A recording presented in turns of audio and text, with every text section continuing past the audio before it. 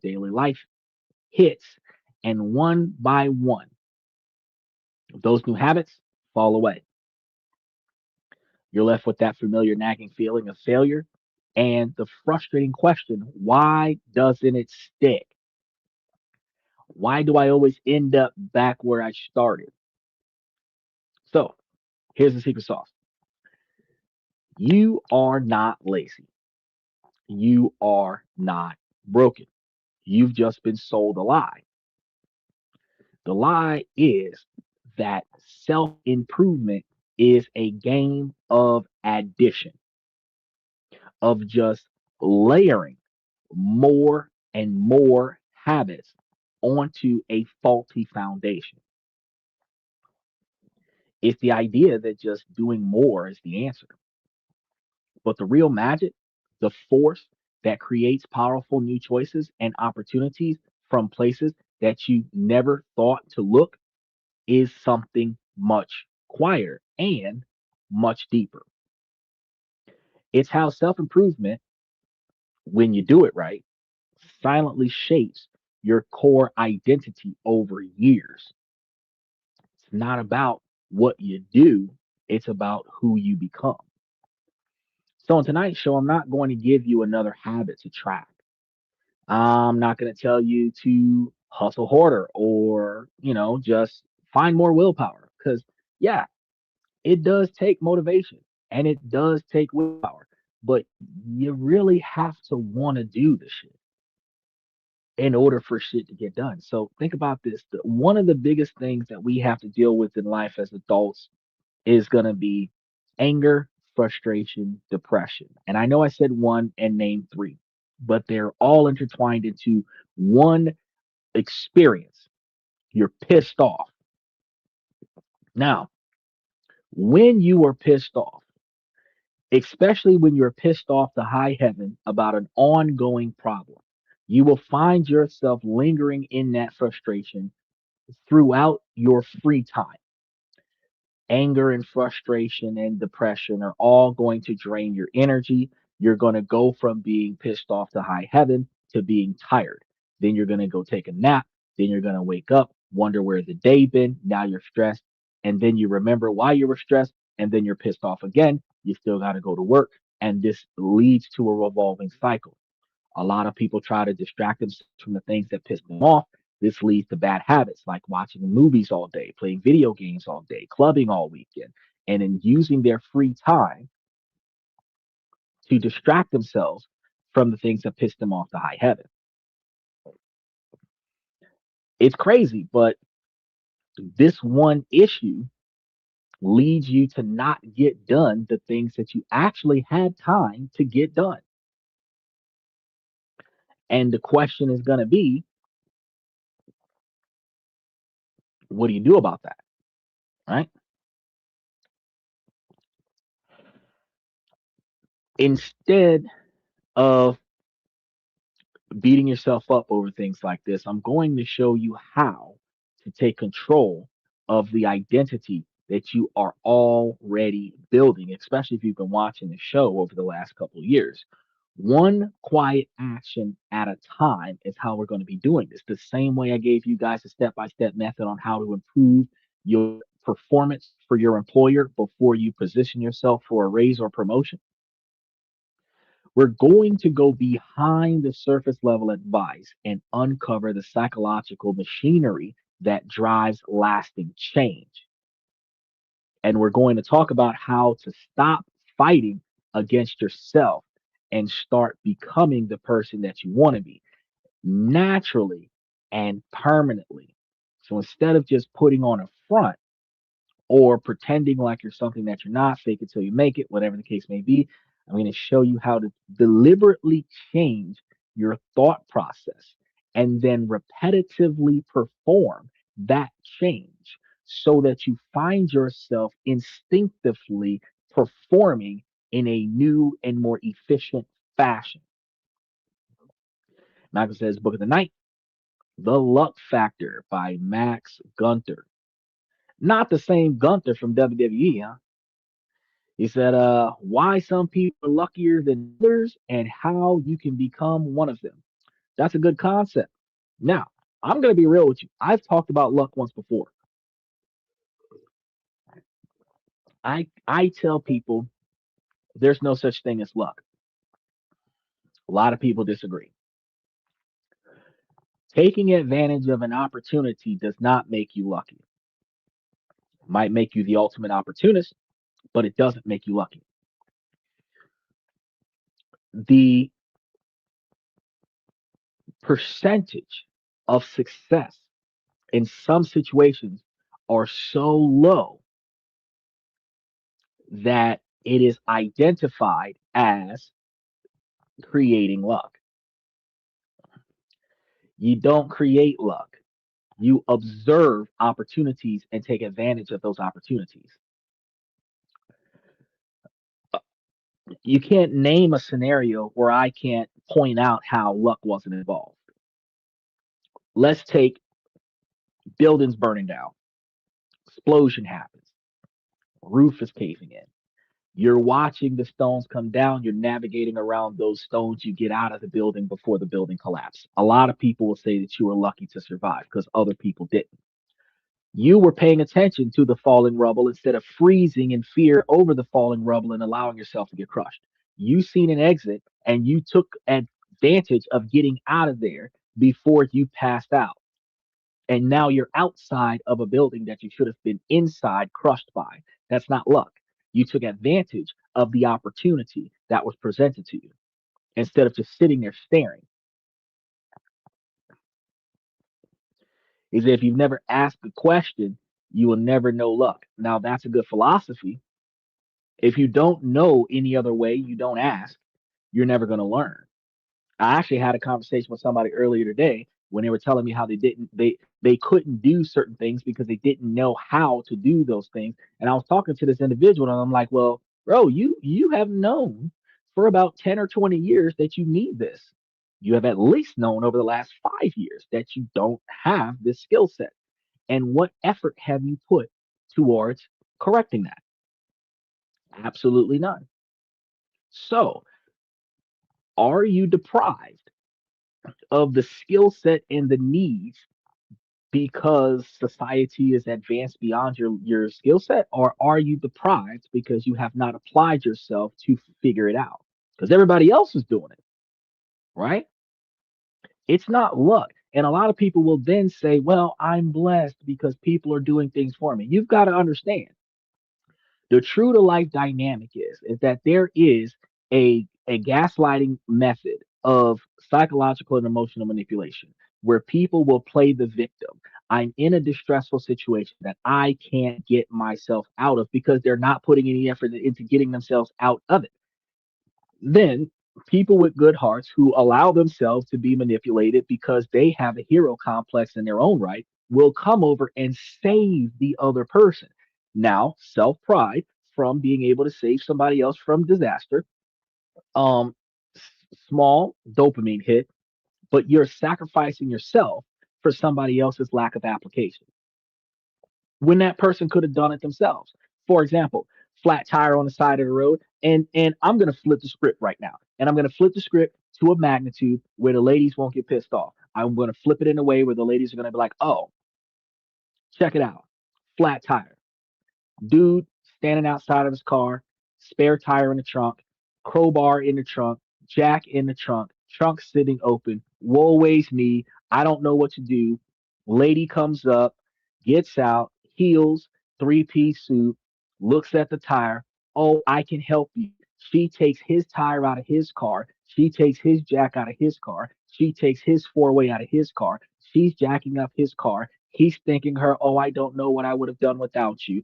She's putting the tire on the car. She tightens all the lug nuts up. You're good to go. Thank you so much.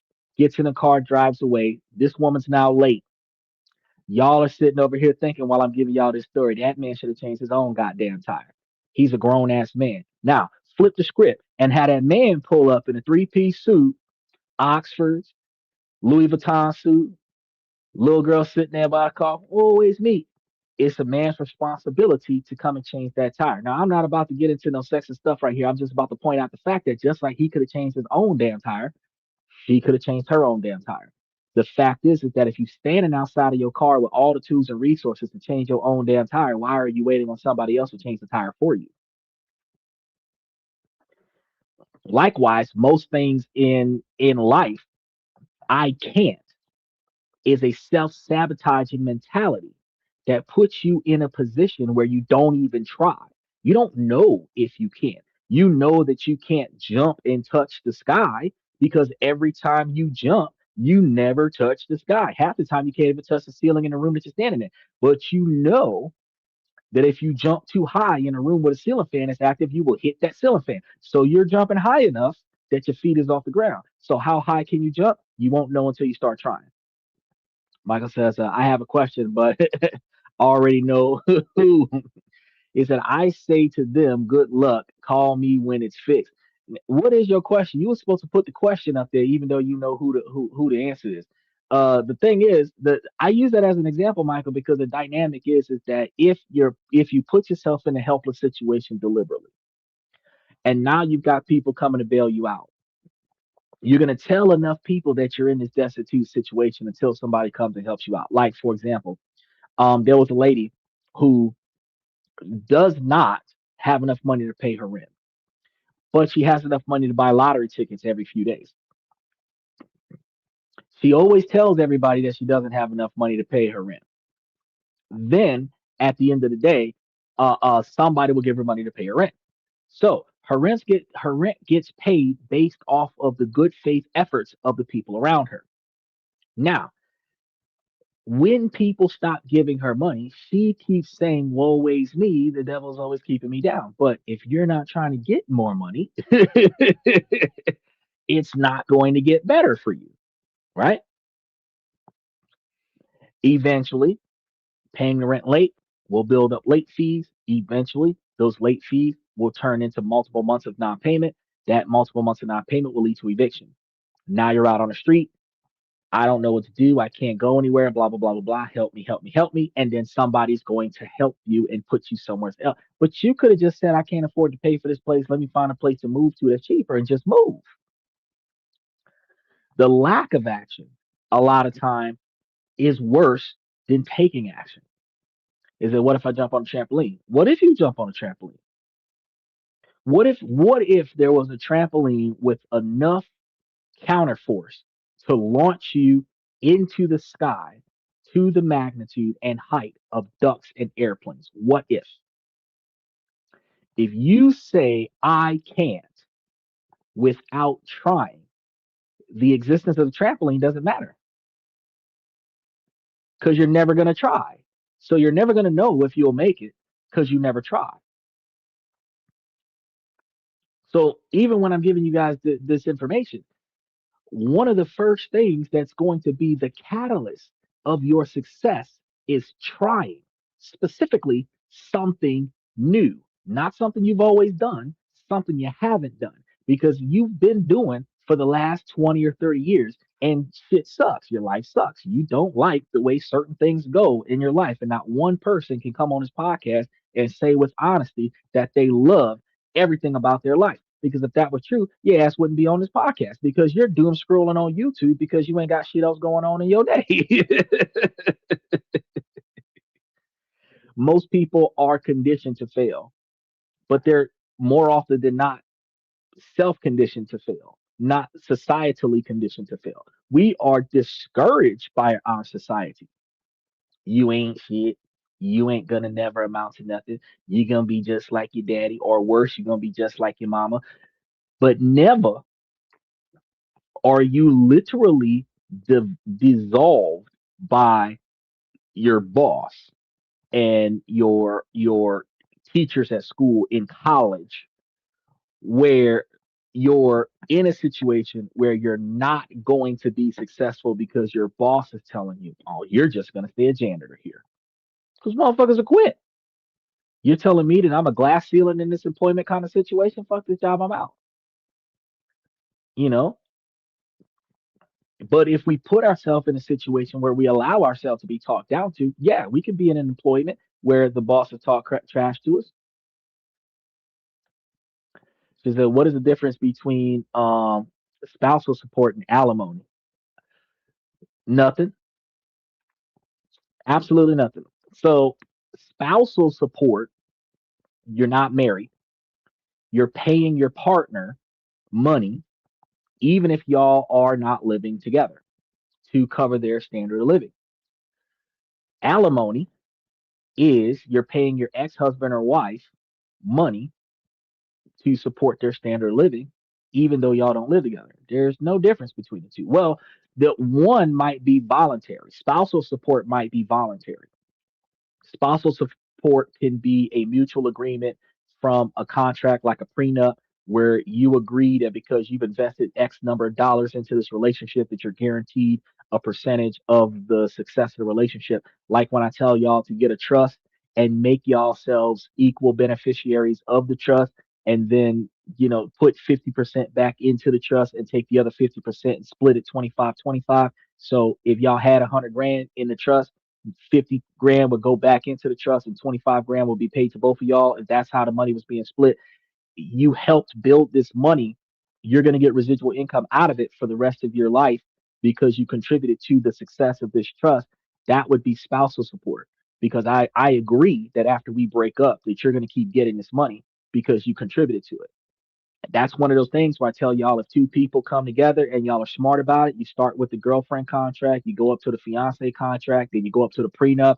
And like Michael said, add them in as addendums and attachments to the prenup, where you're making sure that as time went on, assets were calculated and consumed. We agreed on things that got separated, um, and we agreed on what we're going to keep and what we're not going to keep and who's going to get what. And then we move ourselves into other areas like how we're going to divide up the money, how we're going to invest the money, what are we going to get out of the money? Will we liquidate things? Because if you build a trust together, she contributed to his trust and she might feel financially entitled to the trust. But if we have an agreement in the prenup that we won't dissolve the trust, but instead you will continue to get the dividend distributions out of the trust, which is going to be in a percentage rate where if the trust gets dissolved, she must get 50% of it. But as long as the trust exists, her 25% monthly distribution for the rest of her life is going to continue, even if he's the only person continuing to expand on the trust. That type of agreement is spousal support because your ex is giving you $5,000 a month because y'all built a trust together because y'all were married or dating for 10 years, didn't make it to the marriage. Y'all built up X number of dollars and now you're getting $5,000 a month from your ex. And your current boyfriend gonna feel some kind of way about that because your current boyfriend is gonna come and talk to you about, well, why he's sending you money. Well, technically he's not sending me money. The trust that I built with him is sending me money. And if you're smart, you're gonna build a trust with me too, because that money will go into our trust. So, but alimony usually is court ordered. Not saying that spousal support can't be court ordered too, but alimony is more often than not court ordered, which is basically compensation for the breakup. Now, as I said before, common woman, you want to dig into like the who's and ha's of me. It's always a better idea for you to do that in the membership shows. So I got quite a few of them, and we can talk about that in the membership shows. But today we're talking about how to improve yourself. So I mean, you can come to me about your degrees, but I got quite a few of them. Put in a lot of effort. 8 years of college. It was a lot of work. Now, let's start with something simple but very profound idea. Think of every action that you take, no matter how small, as a vote. When you drag yourself out of bed to go for a run or take the dog out for a walk, you're not just exercising, you are casting a vote for your identity of a healthy person or a person that exercises. When you choose to read a chapter of a book instead of scrolling through social media, you're not just reading, you're casting a vote for the identity of a learner.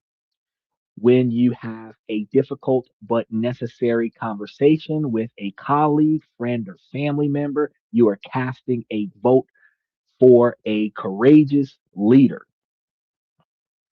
Most of us are trying to change our lives without changing our votes and how we cast them. We hope for different election outcomes while continuing to vote for the same old candidates.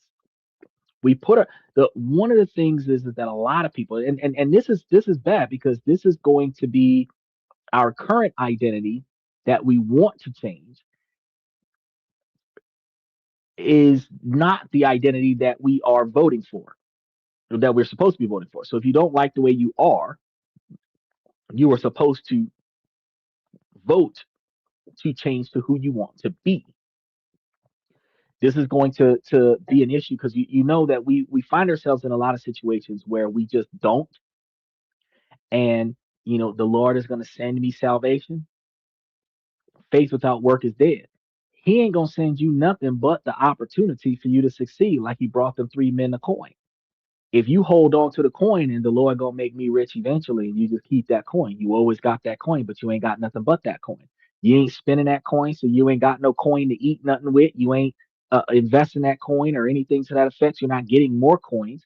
You just hold on to that one coin, like if I keep this coin, eventually the Lord gonna make me rich. No, your opportunity to get rich was when he gave you the coin, and you're supposed to figure out what to do with the coin. You're not going to have a better life by waiting for your life to get better.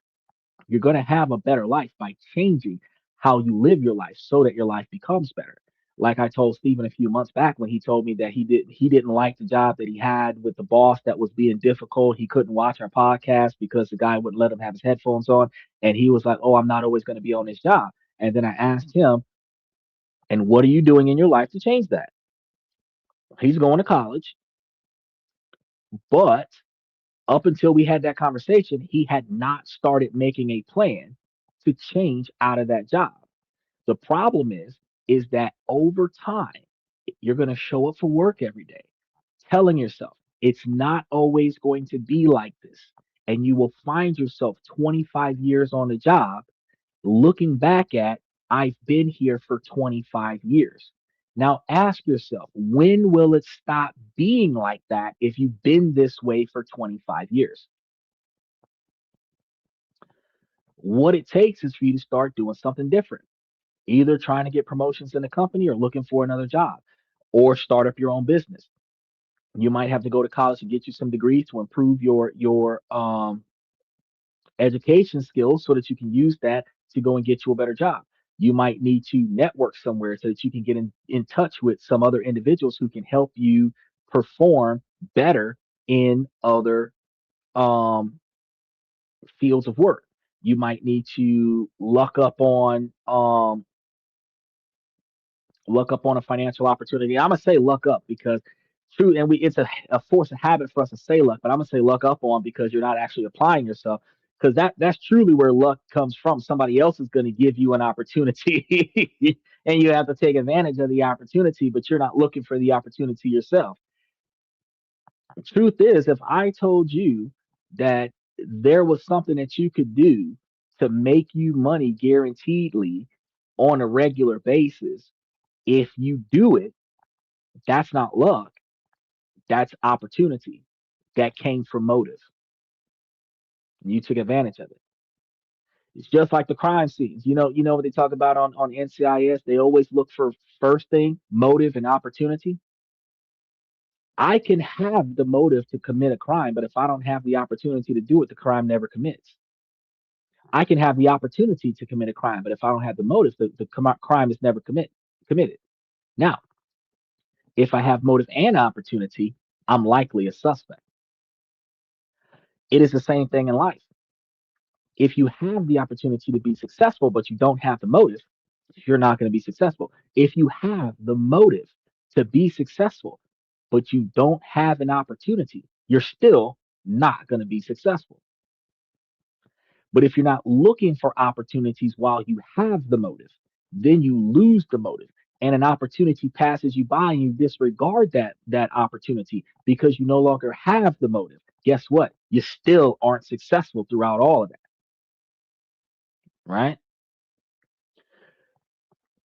Traditional self help focuses on the single actions and the habits themselves. But the action isn't the point. The action is merely the evidence. It's the proof that you offer your own brain about who you are, or at least who you're supposed to be. And this is going to be where the real transformation happens. Neuroscience shows us that our sense of self isn't some fixed singular thing, it's a dynamic process, a collection of different parts and states stored in a vast intrinsic network of connections in our brain. Yeah, I looked that up. These connections aren't set in stone, they're plastic. They can change, strengthen, and form new pathways throughout our lives based on our experiences, thoughts, and most importantly, our actions. So your brain is literally built to change.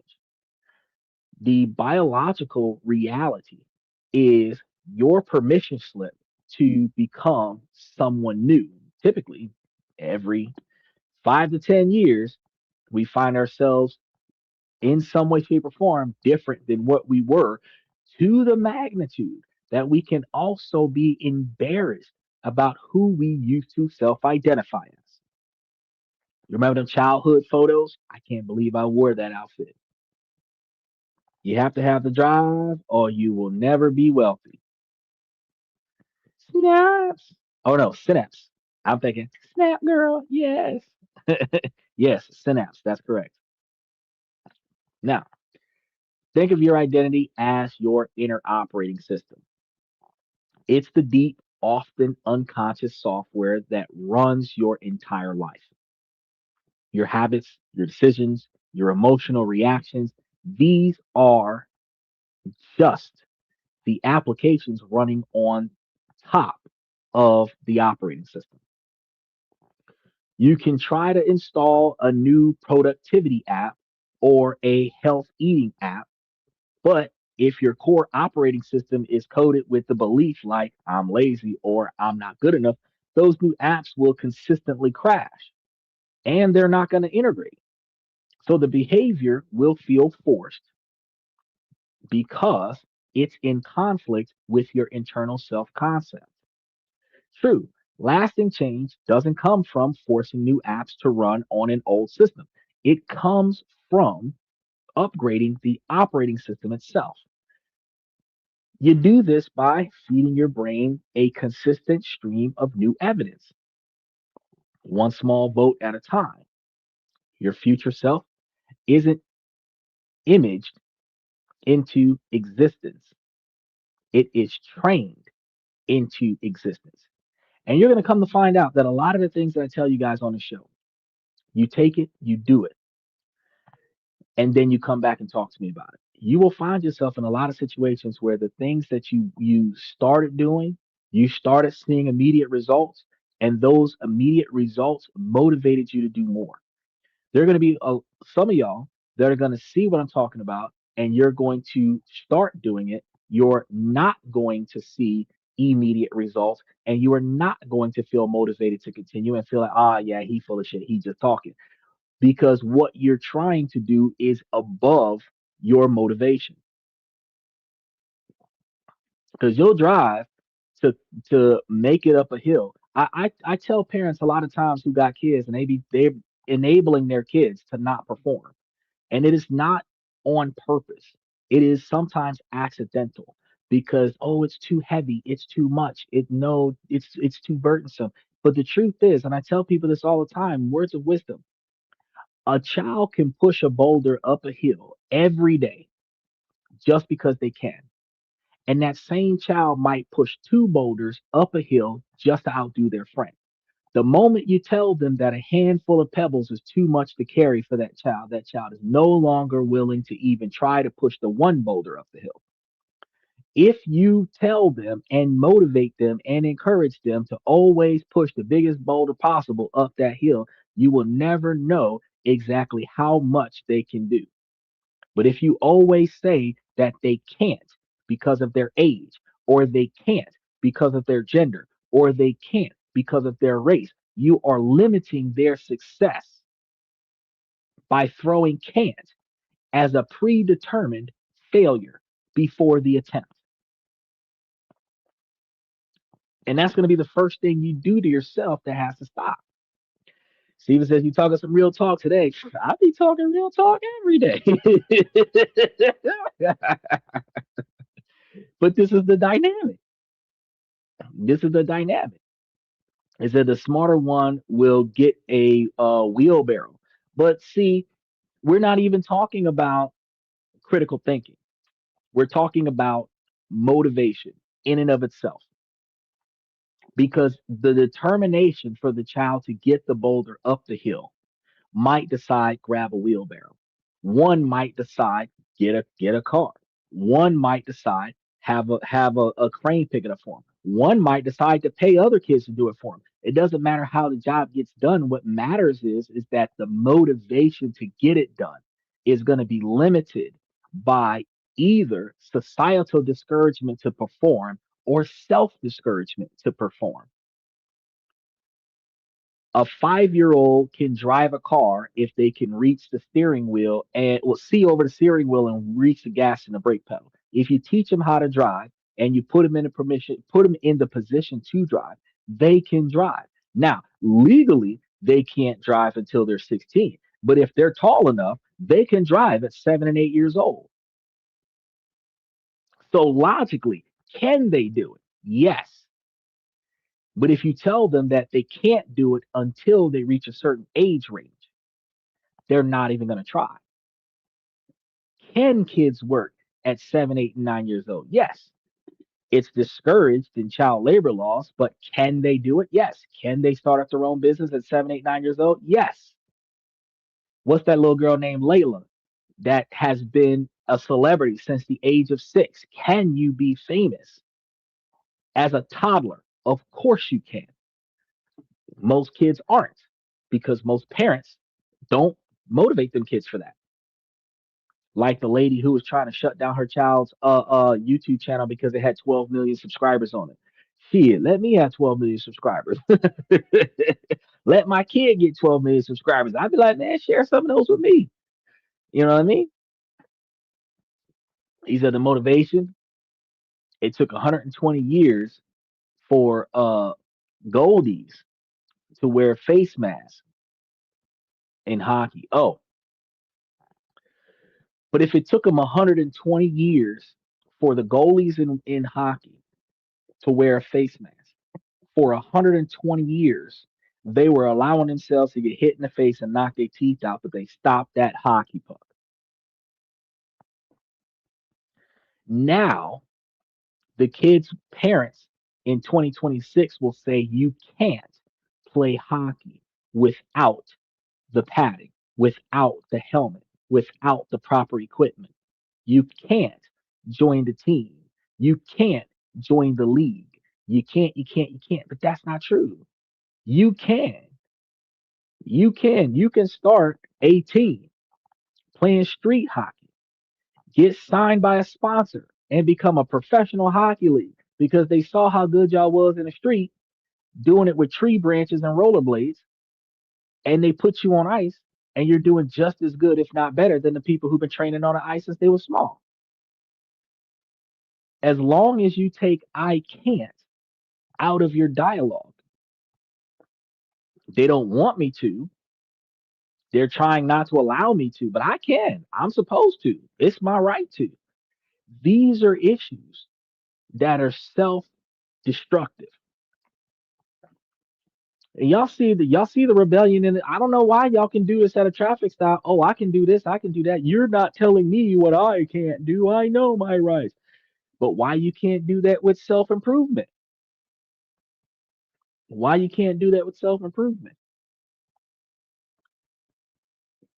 It's crazy. Your future self isn't imaged into existence. You got to understand that. So you don't just decide to be a new person and then act accordingly. You act like a new person, and over time, you become that person. For me to carry myself as a more intellectual person, I have to learn more things. I would have to teach more things. I would have to retain consistently all of the knowledge or most of the knowledge that is universally utilized on most of the things that I teach. That puts me in a position of the self image of a teacher, of an educator, of a motivator, of a influencer of sorts, right? Now, every day I do research, every day I teach y'all. Every day I learn something, every day I pass that knowledge on to you. 3 years running, I have mastered it. But if I still had access to some of the first handful of shows that I had starting up when I first started trying to do this, I am way better at this now than what I was when I started. I couldn't just say, oh, this is what I'm going to do. No, I had to practice. I had to change. I had to improve. I had to invest the right effort in the right places so that I wasn't wasting a lot of time on things that did not benefit me. Trial and error. I'm not quitting because it's too hard. I'm changing and redirecting myself to things that are less difficult to still accomplish the same goals. The future already exists in space and time. It's too bad that we cannot see it. Well, um, that's hard to say. Okay, theoretically speaking, again, it's not luck if your future is set in stone, like a destiny. Now, when we start talking about the difference in decision making, each yes has its own train of thought, and each no has its own train of thought. And like heads and tails on a coin, the probability of saying yes is 50%. The probability of saying no is 50%. And the probability of saying yes only increases based on external motivation. How much does this yes benefit you versus how much does this no benefit you? So it might be 60-40 or 70-30, depending upon what your objectives are, right? However, every yes has a consequence, every no has a consequence. And you're not always saying yes, you're not always saying no. The probability of yeses and the probabilities of nos is the multitude of different outcomes of your life. Now, if we assume with destiny that there is a fixed point in your life or several fixed points throughout your life, those fixed points throughout your life that are unchanged, no matter what you do, this is going to be the outcome. At the end of the day, those fixed moments in time, those paradoxes per se, you just got to go through it, right?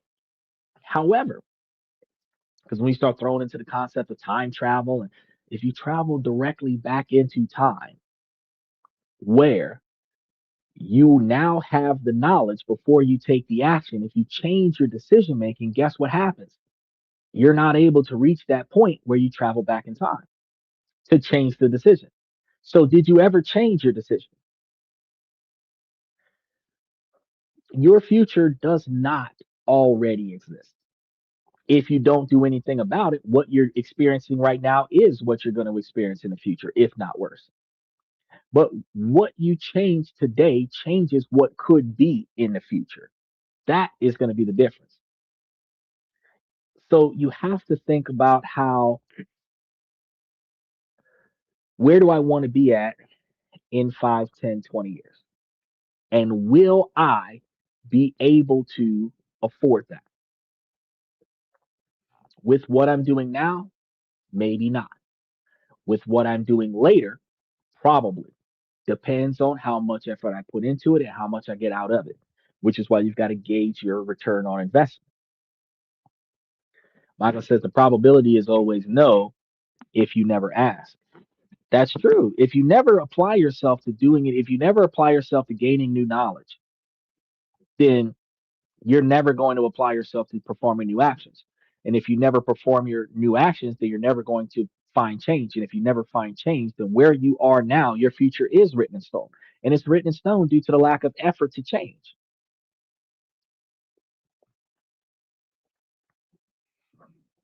So your brain is going to build a sense of identity from the accumulated evidence of your past actions. It's like we reassemble ourselves daily, and the glue holding our core identity together is the memory of what we have done.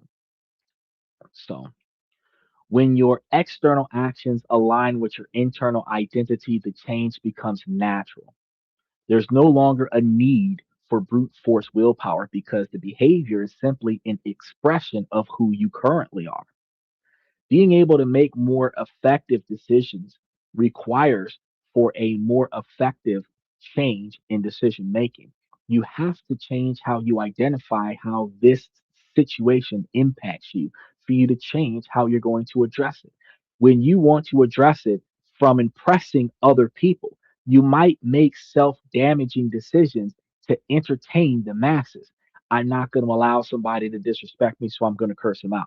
I'm not going to allow somebody to disrespect me, so I'm going to beat them up. I'm not going to allow somebody to insult me, so I'm going to embarrass them. If that is the behavior that you have, then when somebody comes and approaches you incorrectly, you already have so many loaded up zingers, so many loaded up hits where the whole crowd is, oh, oh, and they're cheering on the chaos. But low class behavior encourages low class behavior. Now, a higher valued individual on the outside of the scenario, looking inside, watching your performance, is going to be disappointed.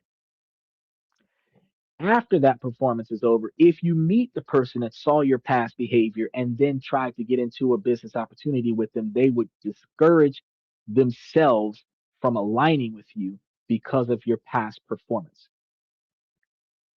Now, if you carry yourself as an individual of more success, of more stability, of better decisions, where you're not going to allow yourself to even be involved in a situation where you have to act outside of the character that you have designed for yourself. Now you are not going to carry yourself with low value. You are not going to entertain low quality dialogue to feel fitting in with low quality behavior. You're not going to communicate with slang just so that you can be part of the in crowd. You're going to communicate with intelligence so that you can be a part of the financially successful crowd, right? You're going to look for more ideas. You're going to look for more financial opportunities so that you can get involved in more profitable scenarios so that you're not just sitting on cash. Your cash is making cash for you. You're not going to get that by sitting on a stoop passing a blunt with your homies, freestyling on rap beats but never dropping your own album. And so, well, I agree with you, but we are not moving in a linear time, which is a human invention. It's like a matrix, little cubes of time that exist like our childhood, adulthood, and old age. Be that as it may, you don't necessarily you don't have to be functioning in a direct straight line. When you think about every yes is going to the right or left, and every no is going in the opposite direction, you will be zigzagging through life to make your decisions. The more yeses you have, the more no's you have, the more yeses you have, the probability of reaching your end goal is dependent upon every present decision that directly improves your ability to accomplish your end result. The old saying, the ends justify the means, allows you to make catastrophic decisions to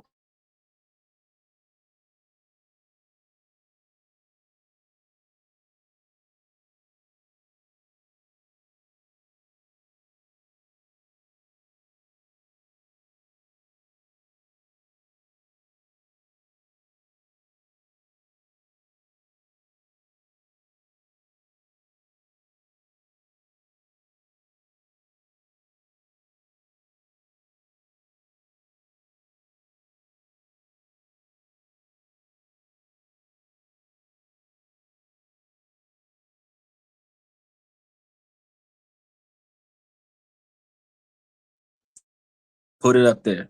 Now, let's see. Am I here? I think I'm in here. I should be on the screen some kind of way. trying to get it back up here. So what happened was the internet had crashed. Oh, now the internet's gonna come back. See how they be doing me, bro? See how they be doing me? It fluctuated. I seen it do it, and I was like, "Ooh, it's gonna go out right." Right, I make a good point. It on us. So let me go ahead and get us back in there. All right. All right, there we go. We back. We back. He said it looked like Epstein figured it out. Nah, so here's what I'm trying to say. He said we're all algorithms. Well, we're all walking businesses where we all have our own self-image, we all have our own self-brand, and we all build ourselves to a certain degree, to a certain magnitude. Now, he said it looks like Epstein figured this out. You're back from the future. Look, so here's the thing.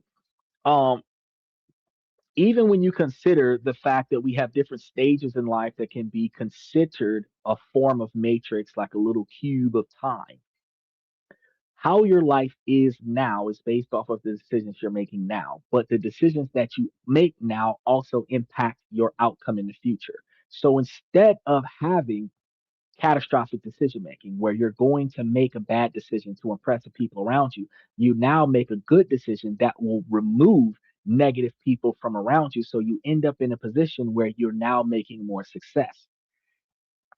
The more individuals that observe me on this podcast making more appropriate and decisive decisions is going to be the more people that are going to be able to learn from me in this podcast, where I will be able to then encounter those individuals in person and they will realize, well, he is always providing knowledge and intellect on his podcast. So if he talks to me now, he will provide knowledge and intellect now, which then puts us in a position where I'm likely to talk to an individual that is interested in knowing what I have to say instead of me having to force my opinion or my thought process onto a person that is not interested in what I had to say. If I was one of those red pill, blue pill, black pill podcasts, then the people would only be communicating with me simply to belittle my thought process and devalue me as a person instead of learning the knowledge and information that I have to teach, which would then change my availability to be successful with certain individuals. Now, if I have the money to back up my decision making process, I don't have to impress the person in the conversation. I just have to buy them out of the deal. But if I don't have enough money to manipulate the table, then I have to negotiate with the person that has more control over the outcome of this engagement than I do. And the only way that works is if they respect me. And the only way that they respect me is if I behave in a manner to be respected. And that behavior starts before I meet them. So if I'm twerking up in the nightclub, dancing on a pole, feet on the ceiling, and sliding down a pole and all this stuff. And then I decide that I want to put on a pantsuit and come out and come and talk. People aren't going to respect me. Girls that have OF accounts can't walk up to a man and talk to him no matter how much knowledge she has and talk to him as if she is in charge of the situation. They're going to devalue her because of her behavior on camera. Doesn't matter how smart she is, doesn't matter how rich she is. Her value is based off of what she did on camera. If she would have come from a Fortune 500 company, if she would have came from a law firm, if she would have came from a backed by a university or something to that effect, she would have come with a legacy of success that was built, which would then put her in a position to argue a more intellectual position. How you doing, Claudia? He said, I do agree with you in general. I mean, I don't disagree with the logic of when we start talking about quantum physics and when we start talking about lapses in time and this, that, and the third. When we start talking about a timeline, if there's only one timeline and you go back into the timeline and you change it, then the end result is going to be different. And if the end result is going to be different, then the Time is not going to be linear because now new outcomes branch off a different timeline. If the timeline is fixed in stone, then you cannot change the past, which also means that you're not able to influence the past, which means you cannot influence the future, which means the future is written in stone, which means you're just riding the waves of life. But if you choose to stop going to work, you choose to stop making money. When you stop making money, you choose to end up being homeless. If you choose to get a better job, you choose to make more money. And then once you start making money, you can get you a better house. So your future is not written in stone. Your future is consistent with your current decision process. So if you don't change your decisions, yes, your future will be written in stone, but it will change based on how you change.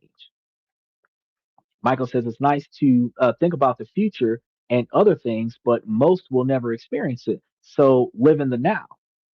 I don't agree with that. He said, your thoughts are impressive, but linear physics is two channels over. I agree with you on that. I perfectly agree with you on that, Michael. The thought that I have on this is that living in the now does not prepare you for tomorrow. If you know it's going to rain tomorrow and your rain clothes are dirty, you don't have the ability to wear your rain clothes in the rain tomorrow. Now you're getting wet tomorrow because you're not preparing today for the rain tomorrow. If it's going to be cold tomorrow and all you have are shorts and short sleeve shirts and you don't have the ability to dress warm because you're not preparing for cold weather, then you're going to be cold because you're not preparing for tomorrow. It is more effective for tomorrow to be less difficult if you prepare today for tomorrow. A spare tire in your car today prepares you for a flat tomorrow. Jumper cables in your car today prepares you for getting a jump tomorrow.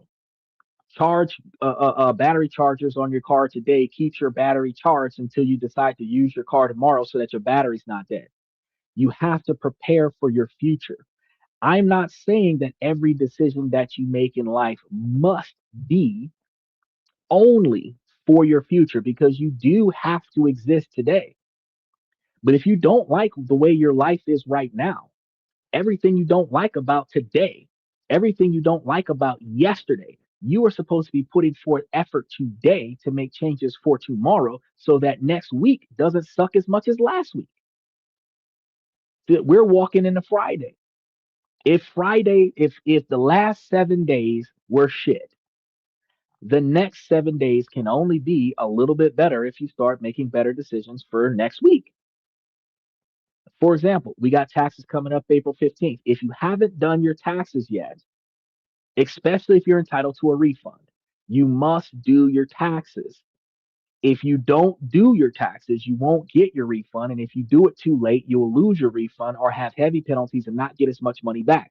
So if you go ahead and get your taxes done now, you can get your refund sooner, which means you can have more money late in April, early in May, and be able to pay for the things that you cannot afford to pay for now, which allows you to make certain changes. And in this dynamic, with double over, well, not double overtime, but with overtime paid being credited, tips being credited. Any credit card tips that were usually taxed, they're going to give you refunds on that. Any overtime hours that was taxed in 25, they're going to give you a refund on that. Your refund in 2026 is going to be higher than your refund in 2025 simply because the tax laws changed. So if you wanted to buy a new car, if you wanted to fix your old car, if you wanted to buy a new outfit, if you wanted to pay for something for your kids, if you wanted to go on that one little vacation, you can't do it with the extra money you're entitled to if you don't go get it. So that requires you today to do your taxes so that tomorrow you got extra money.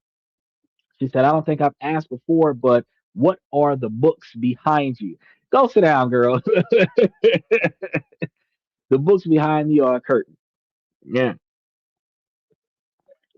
Blackout drapes in front of a window. And they're only there. I'm only sitting in front of the window because the floor plan of this room puts a table right next to the computer so that I don't have my open containers on my open laptop. So if I knock it over and spill it, the drinks hit the floor and not hit my computer. So I'm actually only positioned in this location because there is a section cut out over here for a whole table.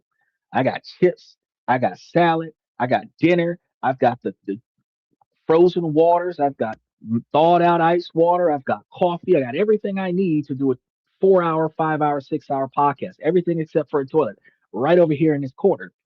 Then I've got a table in front of me with the computer. So it is more convenient to be positioned in front of this window than it is to be in front of a different wall in the room that would have me to rearrange the entire room just so that I can have a white wall behind me.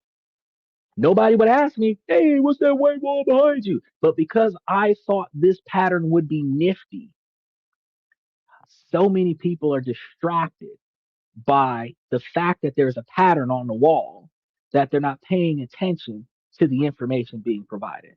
And it really just shows that the thought process in the moment is not to learn more things. It is to really like heckle the background. If you're paying attention to the background, you're not paying attention to the message. I could be giving this exact same podcast while sitting on the sidewalk in front of a closed grocery store, and the message is still equally as important. But if you're paying attention to why I'm on the ground in the middle of nowhere and not paying attention to the message, you're not going to improve. My background changes and I'm improving, your background is not changing, and you are still in the same place you were when you met me, and you're wondering why you're not satisfied with your life. And I'm giving you advice on how to improve your life when I'm using that exact same advice to improve my life. That puts us in a dynamic in the future where you will eventually tell yourself, I wish I had that, but we could have been doing it together and you weren't. And that's what we're talking about right now is not just the lack of motivation, it's the lack of application. She said it's called instant gratification. You're right. And it does lead to instant gratification. He said to cover up the bars. And no, this is the third floor. There isn't any bars on the window. There are no bars on the window. He said, have you checked out the book Atomic Habits? That's a good one. The author's name escapes me, by the way. The pattern is fantastic. I thought that it was okay. So I had the ability to get different types of patterns because I don't like plain anything. If it's going to be plain, it would have just been black in the background, because they're blackout drapes. But I thought, oh, this is good. Get me a floor length bookshelf kind of thing with the curtain, and it's kind of like, intellectual image there. And then I got my old school chair that kind of blends in with all the patterns, and then all the outfits that I wear blends in with all of the other stuff that's got going on. And it's like, oh yeah, anybody who's watching me on a video is going to be like, okay, this atmosphere is not a green screen creation, it is legitimately the background he's sitting in. Now, for the people that are watching me in a long form, it's like bookshelves in the background, blah blah blah. But I can tell you, look, there's a whole curtain here, and sometimes it's wrinkled because I slide the chair over. But a lot of times people don't know that there's a bookshelf there. Yeah, I'm a librarian. That's why I asked. I don't mind. I ain't mad at you, Claudia, because I mean they have some people that come up and they just be assholes. But I'm not mad at you about that. And I know that you would have loved for me to pull a book off of the shelf back here. You'd be like, whoa, he's got a whole library behind him. But the problem would have been, even in that scenario, is that the message is not the books behind me. The message is what you're hearing when I'm speaking. And that's one of the things that people have to pay more attention to. She said it's been a lie this whole time. No, it ain't no lie. I have told enough people on this show about how that bookshelf behind me is a curtain that is in front of a blackout drape that is in front of a window on the third floor of the building. I've made that perfectly clear. But at the same time, you know, that's not what's important on this show. I didn't put that there to impress y'all, because if I really wanted to impress y'all, I would just buy a green screen, because StreamYard has the ability to do all kinds of green screen stuff, and I can actually put images behind me that mesh with the story I'm trying to tell you. And y'all will be looking at the green screen stuff behind me talking about, oh, that's a green screen. Oh shit. Y'all aren't stupid. You know a curtain when you see it, the same way you know a green screen when you see it. But the difference is the message. The message isn't about what's in the background. The message is about what we're discussing. And that's improving you and your decision making. That's what we're supposed to be focused on.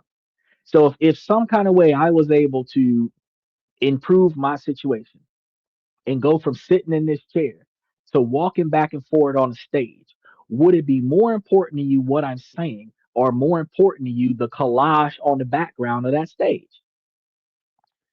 The person that says what's on the stage is not trying to learn nothing. The person that says, well, as long as I can hear you, it doesn't matter, that person's trying to learn something. And that's all that matters.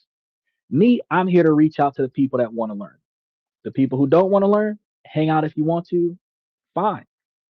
But again, we will find ourselves in different areas in life because my decision making skills is going to elevate my success, and other people's decision making skills may not. In 5, 10, 20 years, I will be in a different position in life than other people. And those people who met me before I got there are going to be talking about how they remembered where I was 5 years ago, 10 years ago. Those people might be in the same spot that they were in the first time they came to this podcast. I, on the other hand, more than likely will be not only in a different location, but in a different location in a different country, talking about the exact same ways you could have done what I am doing. And that's going to be the difference. Because unlike self-help gurus and seminar motivators that are over there telling you to make your later greater by planting your seeds in the winter and harvesting your crop in the fall and it'll be yours, all you got to do is get out there and go get it. And you know yeah, it'll pump you up. It'll pump you up. It'll turn something in your heart. It'll make a tear fall down your face. But how the fuck do I do that when you stop talking? That's the part that nobody else talks about. So here on this show, I'm not going to tell you you could be better. I'm going to tell you, you know what? Let me show you how you could have been better. Notice what I said, how you could have been better. You got potential, and potential is the ability to do the things that your ass ain't doing. So you could be better. You just not. I'm realistically going to tell you guys how I go. Make sure y'all like and subscribe and mash those reaction buttons as we got going on. He said, your knowledge is impressive regardless of the bookshelf. Bro, I 365 days a year doing research on different topics all over the place, specifically tuned and designed to self improvement, self development, and financial improvement and financial development. I am going to have more knowledge than the average person can retain in order to be able to get better at living life more efficiently so that I don't got to struggle when I get too old to do this. When I get too old to run this podcast, I should have a whole team running this podcast for me. She said, exactly. You said it yourself. So why change anything?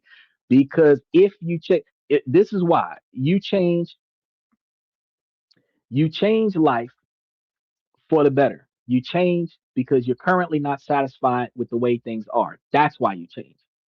You don't stay the way things are because there's no other way for you to get better without applying yourself. You change because you want better.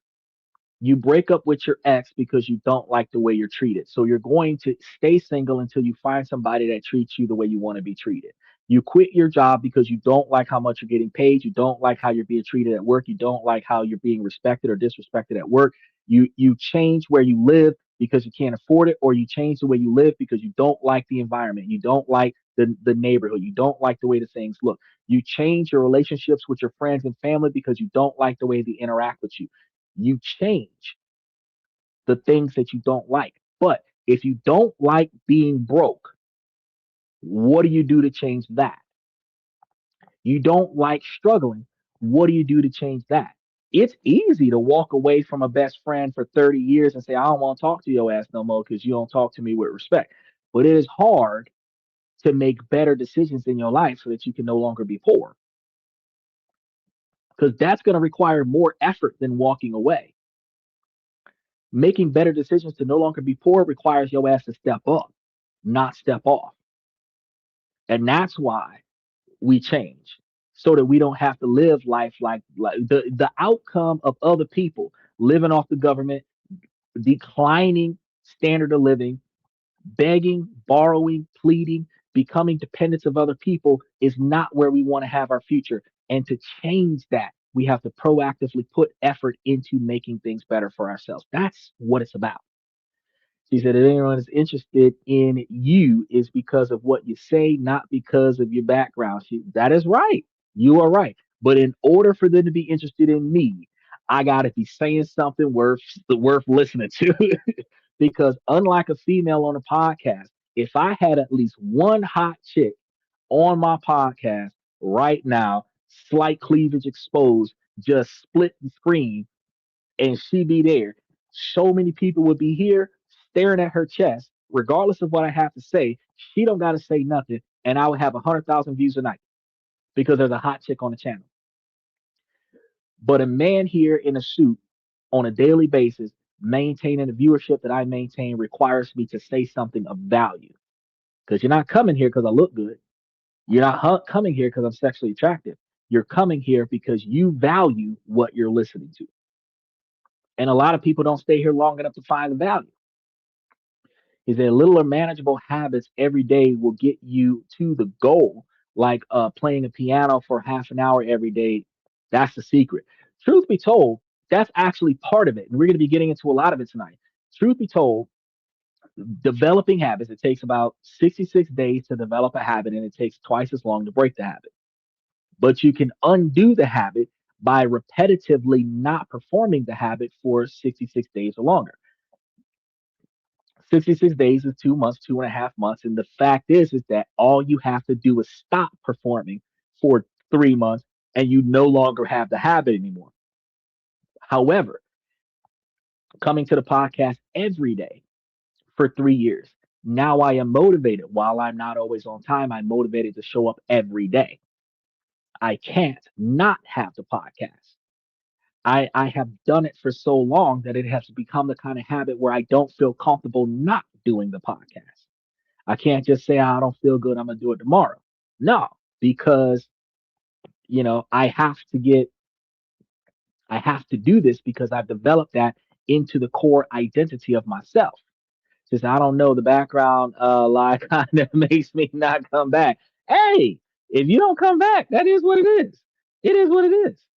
Because there's so much knowledge here for those who want to improve themselves. The goal is to stop being someone who is trying to do more, be more, read more, and actually become the person that they want to be. To stop being someone who's on a diet and become a healthy person. To stop being someone who's um trying to be more active and actually be more active. The first is a temporary suggestion. You're struggling against your identity. The second is a permanent expression of your identity. This shift from focusing on outcomes to focusing on identity is the first and most crucial step in reshaping your entire life. Before you can build a new identity, you have to get brutally honest about the one you currently have. This isn't about judgment or shame, it is about awareness. You have to become an archaeologist of your own life. Dig through your daily routines to uncover the invisible script that dictates your behavior. And this is what I call the identity audit. For the next week, I want you guys to observe your own actions, not as good as bad, but simply as evidence. Your habits are not moral failings or virtues, they are objective data points revealing the identity you are currently voting for, whether you realize it or not. Think about this. For example, I find myself doing this a lot. I got Netflix. I watch movies all the time. I'll find myself 2, 3, 4 hours out of my afternoon or my night after I finish with the podcast when I don't have other clients to take care of watching Netflix. Now, that 3 hours, I could have been doing something else. I'm stimulating my mind with whatever show I'm watching. Right now, I'm watching Veronica Mars on Netflix, and I'm going through the whole series, binge watching it, binge watch it till I fall asleep. But if I would have proactively put my time towards something else, I could have accomplished certain things that could have been done in 3 hours. I could have accomplished. If I'm watching those movies 3, 4 hours a night every night for 7 days, that's 28 hours out of the week that I was watching movies. That's a part time job. I could have been putting that effort towards something else. Yes, you do deserve a rest. You do deserve a break. You don't need to always have something to do every waking moment of your day. However, if you recognize one simple step, such as that, you can say, well, I can limit my entertainment to 1 hour a day, giving me 2 or 3 extra hours a day to do something else. So now I'm only spending 7 hours a week watching Netflix and now spending another 14 hours a week being productive. A simple change like that, you're identifying what you're doing, why you're doing it, and what you're going to change about it. It's not about beating yourself up. You know what I mean? It's not about tearing yourself down. It's about recognizing what's going on right now and then making changes. Look at your bank statement. Where does your money go? The numbers don't lie. They might reveal that you're casting your votes for an identity for someone who is valuing immediate gratification over someone who is valuing long term security. Impulse buying online doesn't make you a bad person. But when you need money for an emergency and you don't have it, you're always looking back on the last handful of things that you bought that could have been the money that you're using for this particular moment. And you regret those purchases, but you can't bring them back. You can't undo what's already been done. You just have to live with the decision you already made. However, on the flip side, when you're preparing for your future and certain things happen, and then you realize you have more access to money than what you thought, you are grateful that you made the decisions to put this money in a place where now you can use it. But your decision in the past led you to this position to have all of this extra money. So God didn't bless you with money. You provided it for yourself. Look at your screen time reports on your phone. What does it say about the identity that you're embodying? Perhaps it's someone who is afraid of being alone with their thoughts, or someone who prioritizes passive entertainment over active creation. Notice that example I gave you earlier. Sometimes I prioritize passive entertainment over active creation. If I want to switch my vote to active creation, I will limit my passive entertainment and prioritize active creation. Look at your calendar. How was your time really spent? Is it filled with activities that reflect the person you want to be or the person that you've been on autopilot? Because a lot of us spend so much of our life on autopilot. We get up out of our bed, make our bed or not, eat at some point, leave the house, do things, come back to the house, take a shower, hopefully, go lay down, do it all over again. We're on autopilot. The days we don't have anything to do, we don't know what to do with ourselves. And more of us, more often than not, either doom scroll on social media or we're Netflixing our lives away. There are some of us that do have hobbies, that do have activities, and some of us just go clubbing with friends and socialize. But how we spend our time is typically autopilot. It's routine. I play cards with my friends on Saturdays, or I hang out with my homies on Friday, or I tend to the flower garden on Wednesdays. It's routine. Look at your diet, your conversations, the media that you consume. Each one is a vote. Every time you come to this podcast to learn something, you're coming to this podcast with the intent to come out with more knowledge than what you went in. When you go to other podcasts, that's only about conflict, that's only about chaos, that's Only some girl dancing on the screen so that you're now dealing with temptation instead of self motivation. What you consume actually impacts your identity. Each one is a vote. Each one is a piece of evidence reinforcing a particular self concept. Think about the people that end up in fights with the police or something to that effect. You consume a lot of those videos. You come with the self developed animosity to retaliate to behavior you don't agree with. The kung fu movies we used to watch back in the day, we used to practice those moves and practice those street fights and choreography and stuff. And you find yourself using some of that stuff in real life, which is why they used to put all of those restrictions on TV and cartoons and video games because you embody the stuff that you take in, the information that you take in. The most powerful part of this audit is uncovering your invisible scripts. These are the stories that you tell yourself about who you are, often without even realizing it. And this is first person accountability. They sound like facts. I'm not a morning person. I'm terrible with names. I'm just not disciplined. I've never been good at math. I'm too old to start something new. Where did these scripts come from? Many were written in childhood by parents and teachers and peers, but some were written by past failures that one time you tried to start a business and it tanked, cementing the script that I'm not an entrepreneur. Others are handed it to us by society, pre-made identities based on our job, our gender, our social background, our race, our gender, every all of this stuff is imposed upon us in some situations.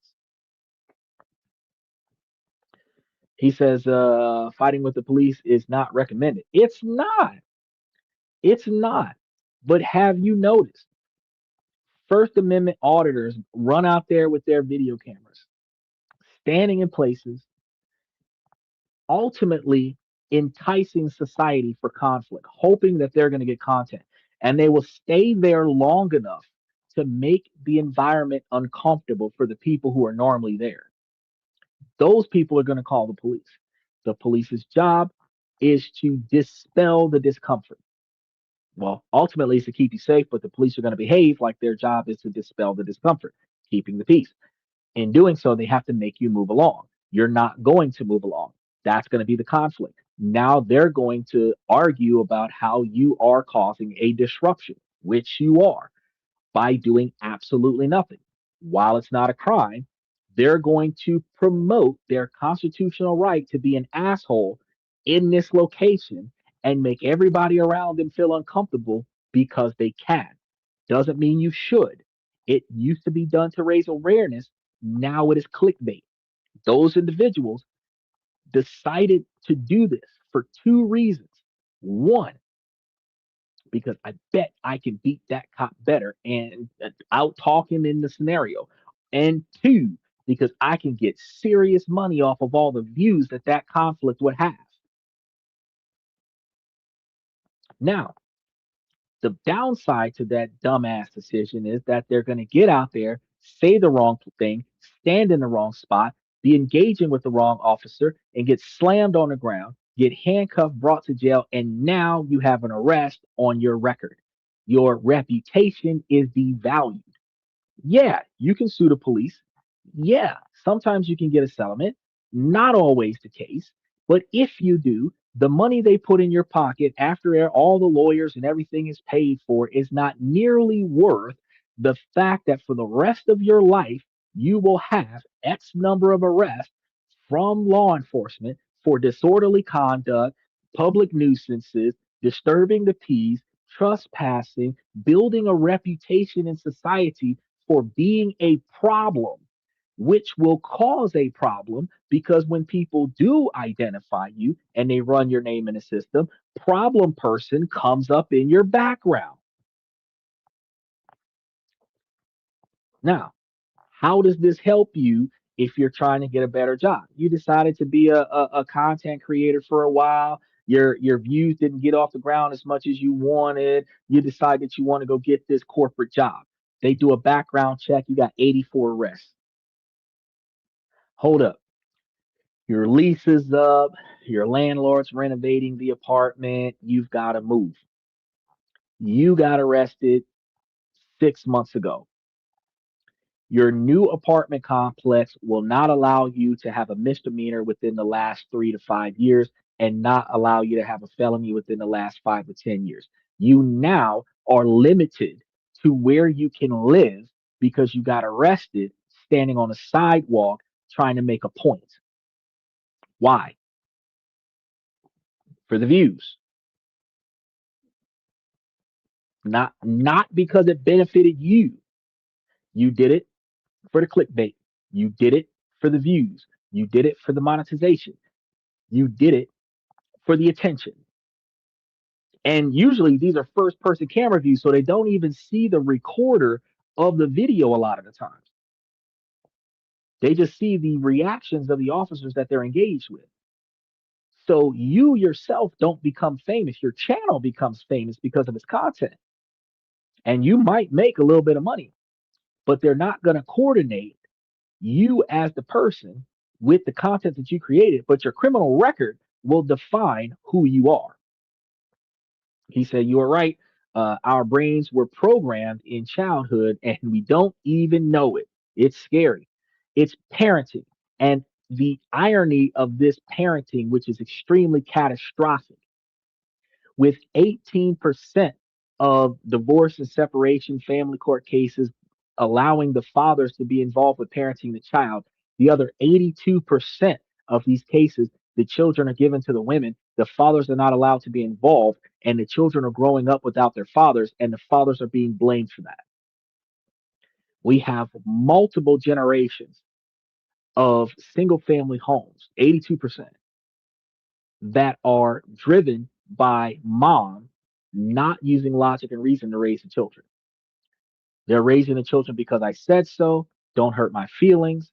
Don't upset me. Don't piss me off. It is conditional. You're following my instructions out of fear of retaliation. You're not following my instructions because it makes sense. You're not following my instructions because you agree. You're not following my instructions because you have identified the benefit of it. You are following my instructions because you don't want to whoop it. You don't want to be yelled at. You don't want to be cursed out. You don't want to be embarrassed in front of your friends. You don't want to be grounded. You don't want your cell phone taken away. But you're not doing it because if I do this, I will benefit. You're just observing that if I do this, I won't get in trouble. I won't get caught. I won't lose out. But what's the benefit? Children don't learn how to rationalize in a household that is not teaching them cause and effect through the motivation of long term collateral damage and long term consequences of actions. And a lot of the times, the children are going to learn through negative reinforcement that I can stomp my feet and cross my arms and refuse to cooperate, and I will get my way eventually. Because, I mean, mom did it. But look at what's happening with the protesters that are blocking traffic. Look at the tree huggers, the people that are handcuffing themselves to trees to keep the trees from being uprooted. Where do they typically end up? If they're not run over or ran through, they end up in jail.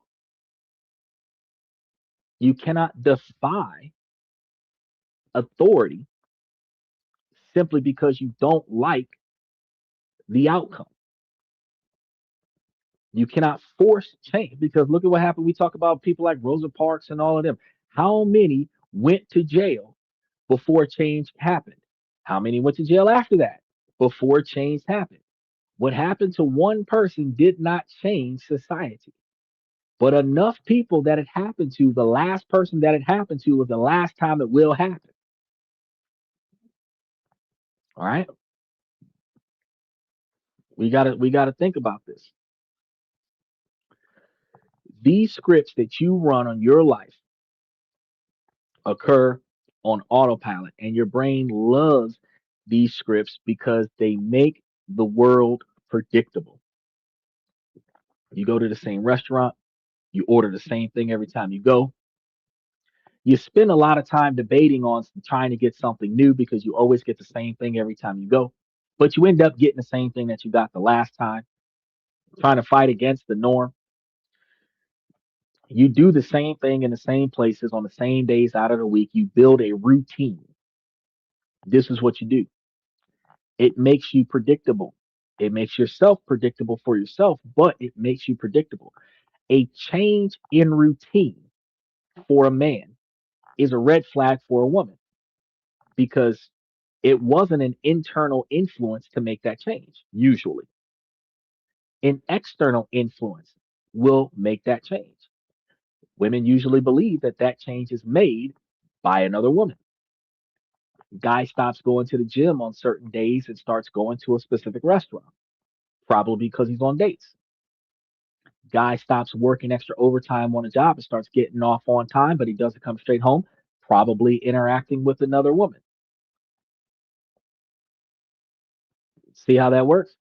The change in routine is the red flag because predictability is easy. If he's operating on autopilot, I always know where he is.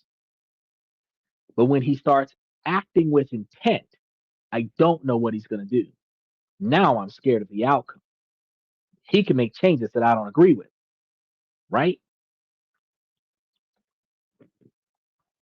If you believe that you are not a morning person, you don't even have to consider waking up early to work on a goal. The decision is already made for you. The script runs automatically. And this is why change feels so hard. You're often fighting against the deeply embedded narrative you're not even aware is playing. So, the first actionable step to this is take out a piece of paper and write down 3 to 5 of your most dominant invisible scripts. What are the I ams and I'm not statements that run your life? I am someone who avoids conflict. I'm not creative. I am the kind of person who always puts things off until the last minute. That's how you do that.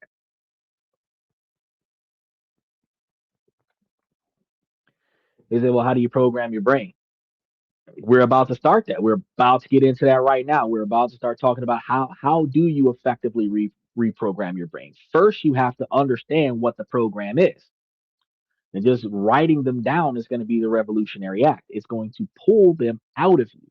And it takes them from being an unchangeable, unconscious core truth and turns them into what they really are, just sentences, stories.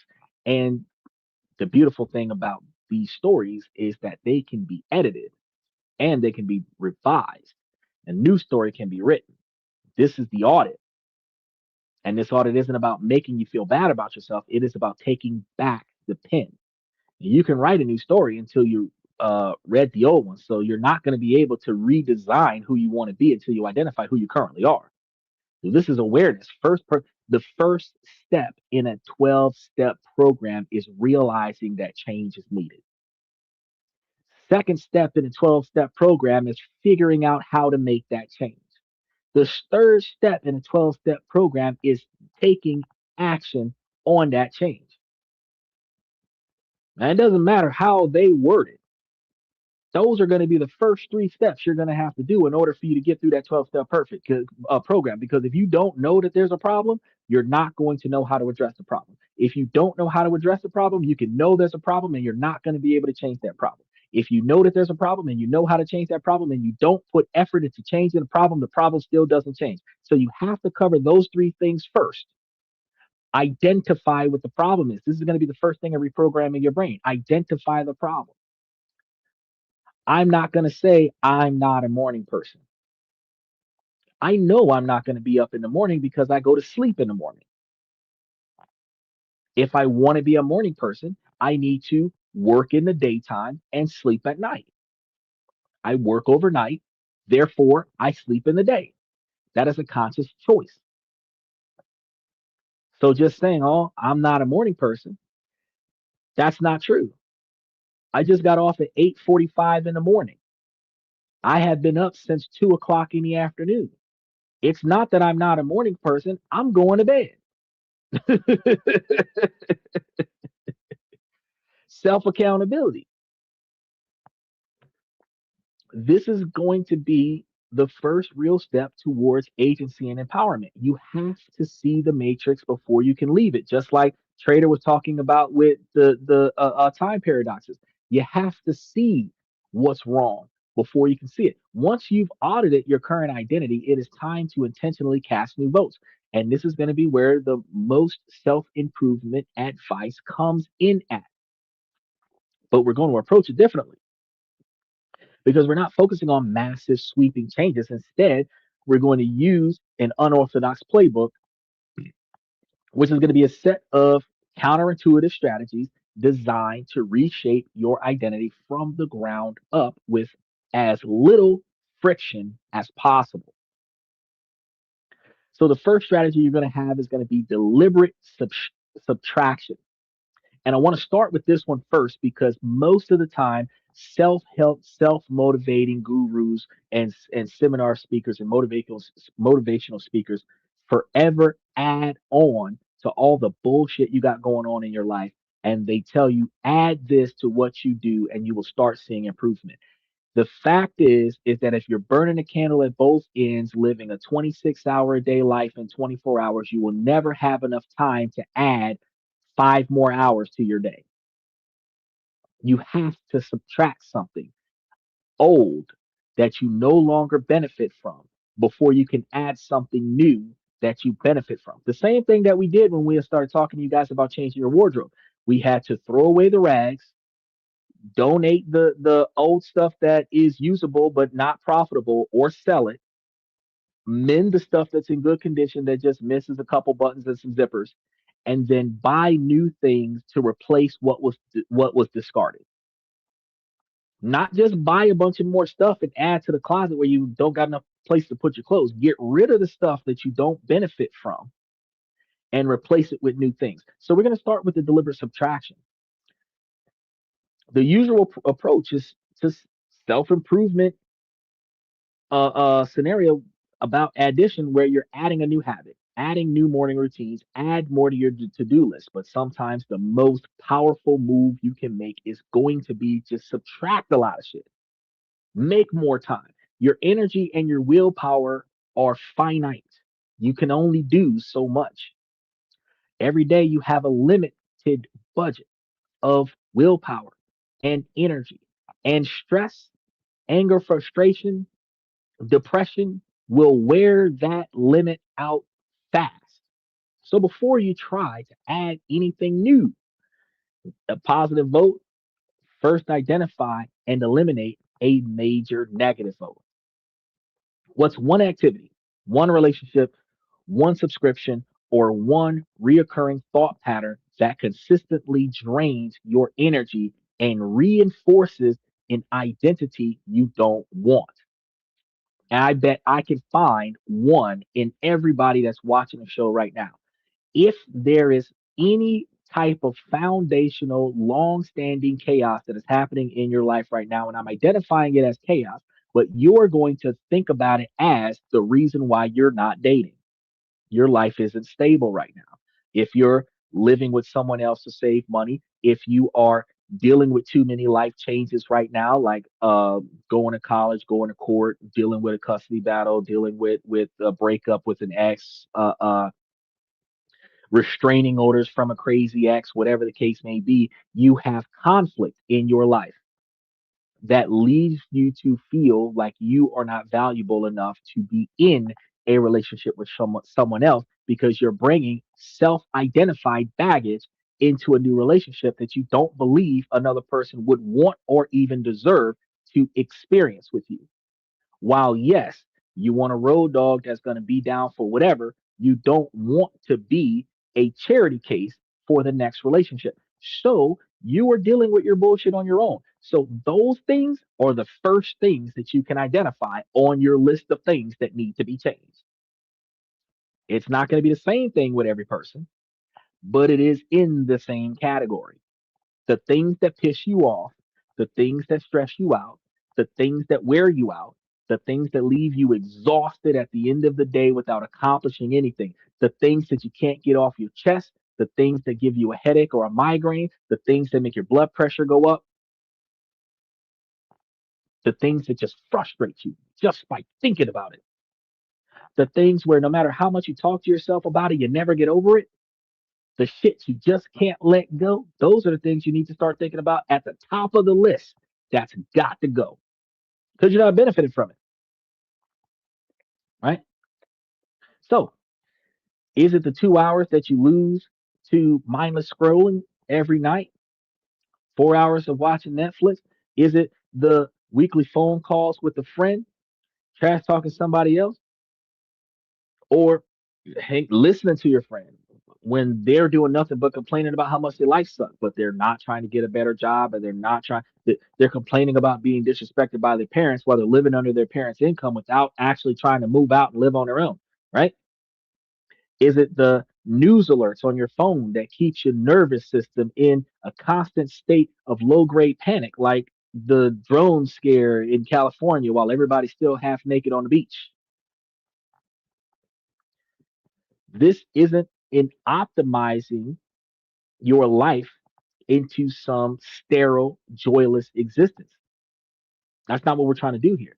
This is strategic simplification. By deliberately removing at least one significant drain, if not many significant drains that you can just do away with. You aren't just saving time or energy, you are creating a vacuum. And that new empty space makes it exceptionally easier to cast a positive vote. It's like trying to build a house in a clutter of junkyards versus on a cleared out plot of land. One act of subtraction can simplify everything else. The second strategy is going to be self comparison over self criticism. So you're not comparing yourself to other people. You're comparing your old self to your new self. This is without a doubt the most critical strategy of all. What happens when you fail to cast a vote? You plan to go to the gym, but you were exhausted. You skipped it. You vowed to not check your social media, but you did. If I said that I was going to go live every day, but I only went live once a week, the default response for most of us is to flood ourselves with harsh self criticism. You're so lazy. You have no discipline. You'll never change. That inner critic feels like a drill sergeant motivating you to be better, but research overwhelmingly shows the opposite is true. Harsh self talk activates the brain's threat defense system, triggering shame and fear. And this doesn't lead to motivation, it leads to avoidance and procrastination. You start to fear the activity itself because you associate it with the pain of self judgment if you fail. I would personally be too embarrassed if I didn't do whatever it was, right? Now, nobody else is judging you. Half the people don't even know what you're doing and could care less about it, but you will judge yourself. So you won't even try. Like, for example, dancing in public. Most people won't even attempt it because they don't want to look like a fool, not because they're not good at it, because they don't want to be shamed by not doing it correctly. Self comparison is the antidote. It's not self pity or making excuses. It's treating yourself with the same kindness you would have offered a good friend who is struggling through some bullshit. Dr. Kristen Neff, a leading researcher on this topic, had shown that people who practice self comparison are more resilient, more motivated to improve after a failure, and less afraid of taking on new challenges. It provides a stable sense of self worth that isn't dependent on success. I don't have to have a million views every day in order for me to be here every day. They're not intrinsic with one another. My success is going live. I went live. I did it. Doesn't matter how many people's here. I could be talking to myself or I could be talking to the nation. I did what I came to do, which was turn on my camera and talk to the world. That inner critic in me is a harsh one. Everyone is consistently complimenting me, and I'm always feeling like I could have done better. I just got 100% on a speech I felt I did bad on, for example. You're just like me, Steven. I be kicking my own ass. I be kicking my own ass. I used to do research papers in school so well that people were paying me to do research papers. Then I did so well at the research papers that my teacher motivated me to do better by giving me a B after giving everybody else in the class an A. Not thinking about it, I challenged the teacher, how can you give me a B when I wrote every paper in the class? I got my A. But the fact is, I wrote 30 papers for you this month so that everybody else could turn in one, and you gave me a B. I know I could have did better, but I was fucking tired by the time I got to me. But the principle of the fact is that when you see somebody else fucking up, you are less likely to criticize them as much because you know how bad you treat yourself when you do wrong. So you're like, yeah, they already feel bad. So I'm just going to try to cheer them up a little bit. But we need to start doing that for ourselves. Yeah, you fell off the horse, but you're not dead. Your legs aren't broke. You can get back up and get back on that horse. First, before you get back on that horse, what caused you to fall? Let's fix that so that you don't fall again. All it takes is changing how you approached failure the first time so that you don't experience that failure the second time. But if all we do is say you fell off, you're an idiot, you're a dumbass because you couldn't hang on to that horse, you're not good enough, everybody's laughing at you, blah, blah, blah, blah, blah, blah, blah. You're tearing yourself down before anybody else can mock you. So after you finish making fun of yourself, belittling and devaluing yourself, then everybody else crowds around you and makes you feel just that much worse. It's not necessary. Again, your self esteem is the esteem of yourself. So the only way that you are going to feel good about you is if you feel good about the fact that you tried, feel good about the fact that you learned from your mistakes, and feel good about the fact that you have the capability of trying again.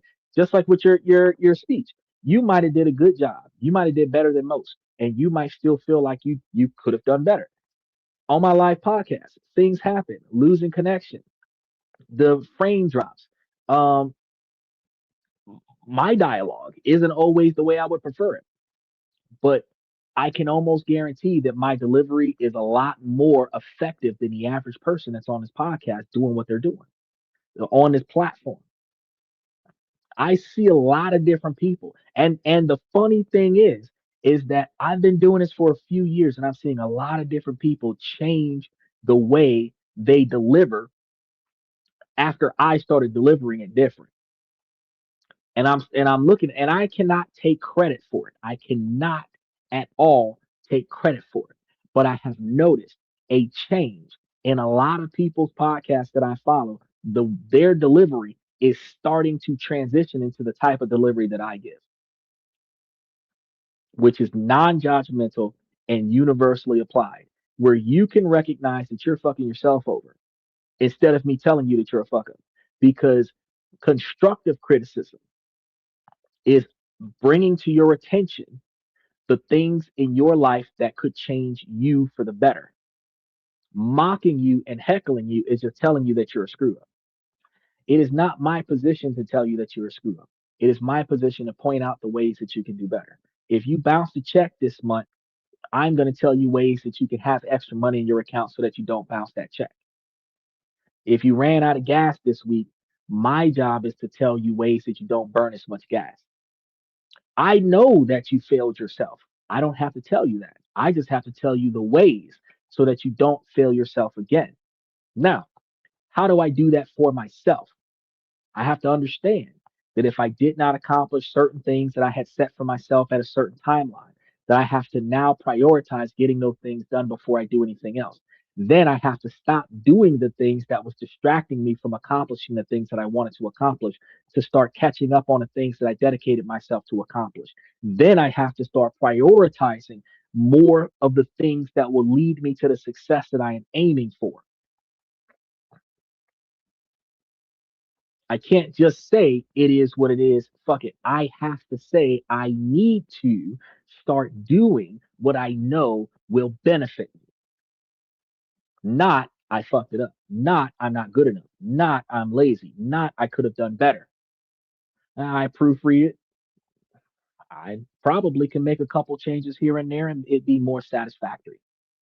As long as I can outdo the expectations of others, I have done more than enough. I could always do better. And Stephen, you can always do better. Your best will never be good enough for you. In your childhood, your best wasn't good enough for your parents. My best wasn't good enough for my parents. I am the youngest of five, and my best wasn't good enough when I was taking care of everybody else. But I'm better than everybody else. Not because I say I am, because everybody else is depending on me for their success. You notice that you come a lot further. You know that old saying where they say that the Lord only give you what you can handle? And some people follow that with, I wish the Lord didn't trust me so much. You might have five boulders on your back when the other person might only have one. You might feel like you could have carried six boulders. But the fact is, you only needed one. The other foe was your ego, and you weren't satisfied with yourself. Now, that doesn't mean settling for less is okay. That doesn't mean doing the bare minimum is okay. Aiming for the stars and capturing the moon is acceptable. What do people say? Fail forward, fail upward.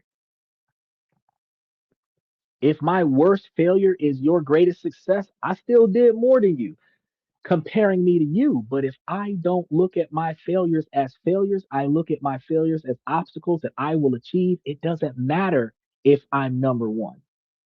It just matters that I made it as far as I could go with the decisions that I made. And then I have to be satisfied with where I am based on the decisions that I made in the past. Because what I decided to do last year is the reason why I am here today. And what I decide to do today is going to be the reason why I am where I will be next year. So where you are today got nothing to do with me. And how much further do I progress in my life than you progress in yours has nothing to do with us. We do not impact each other's life outside of me providing you with other ways to make yourself better. I have to change what I don't like, right? So it's okay to be human. Rest is going to be important. What's one small thing that we can do tomorrow to get back on track?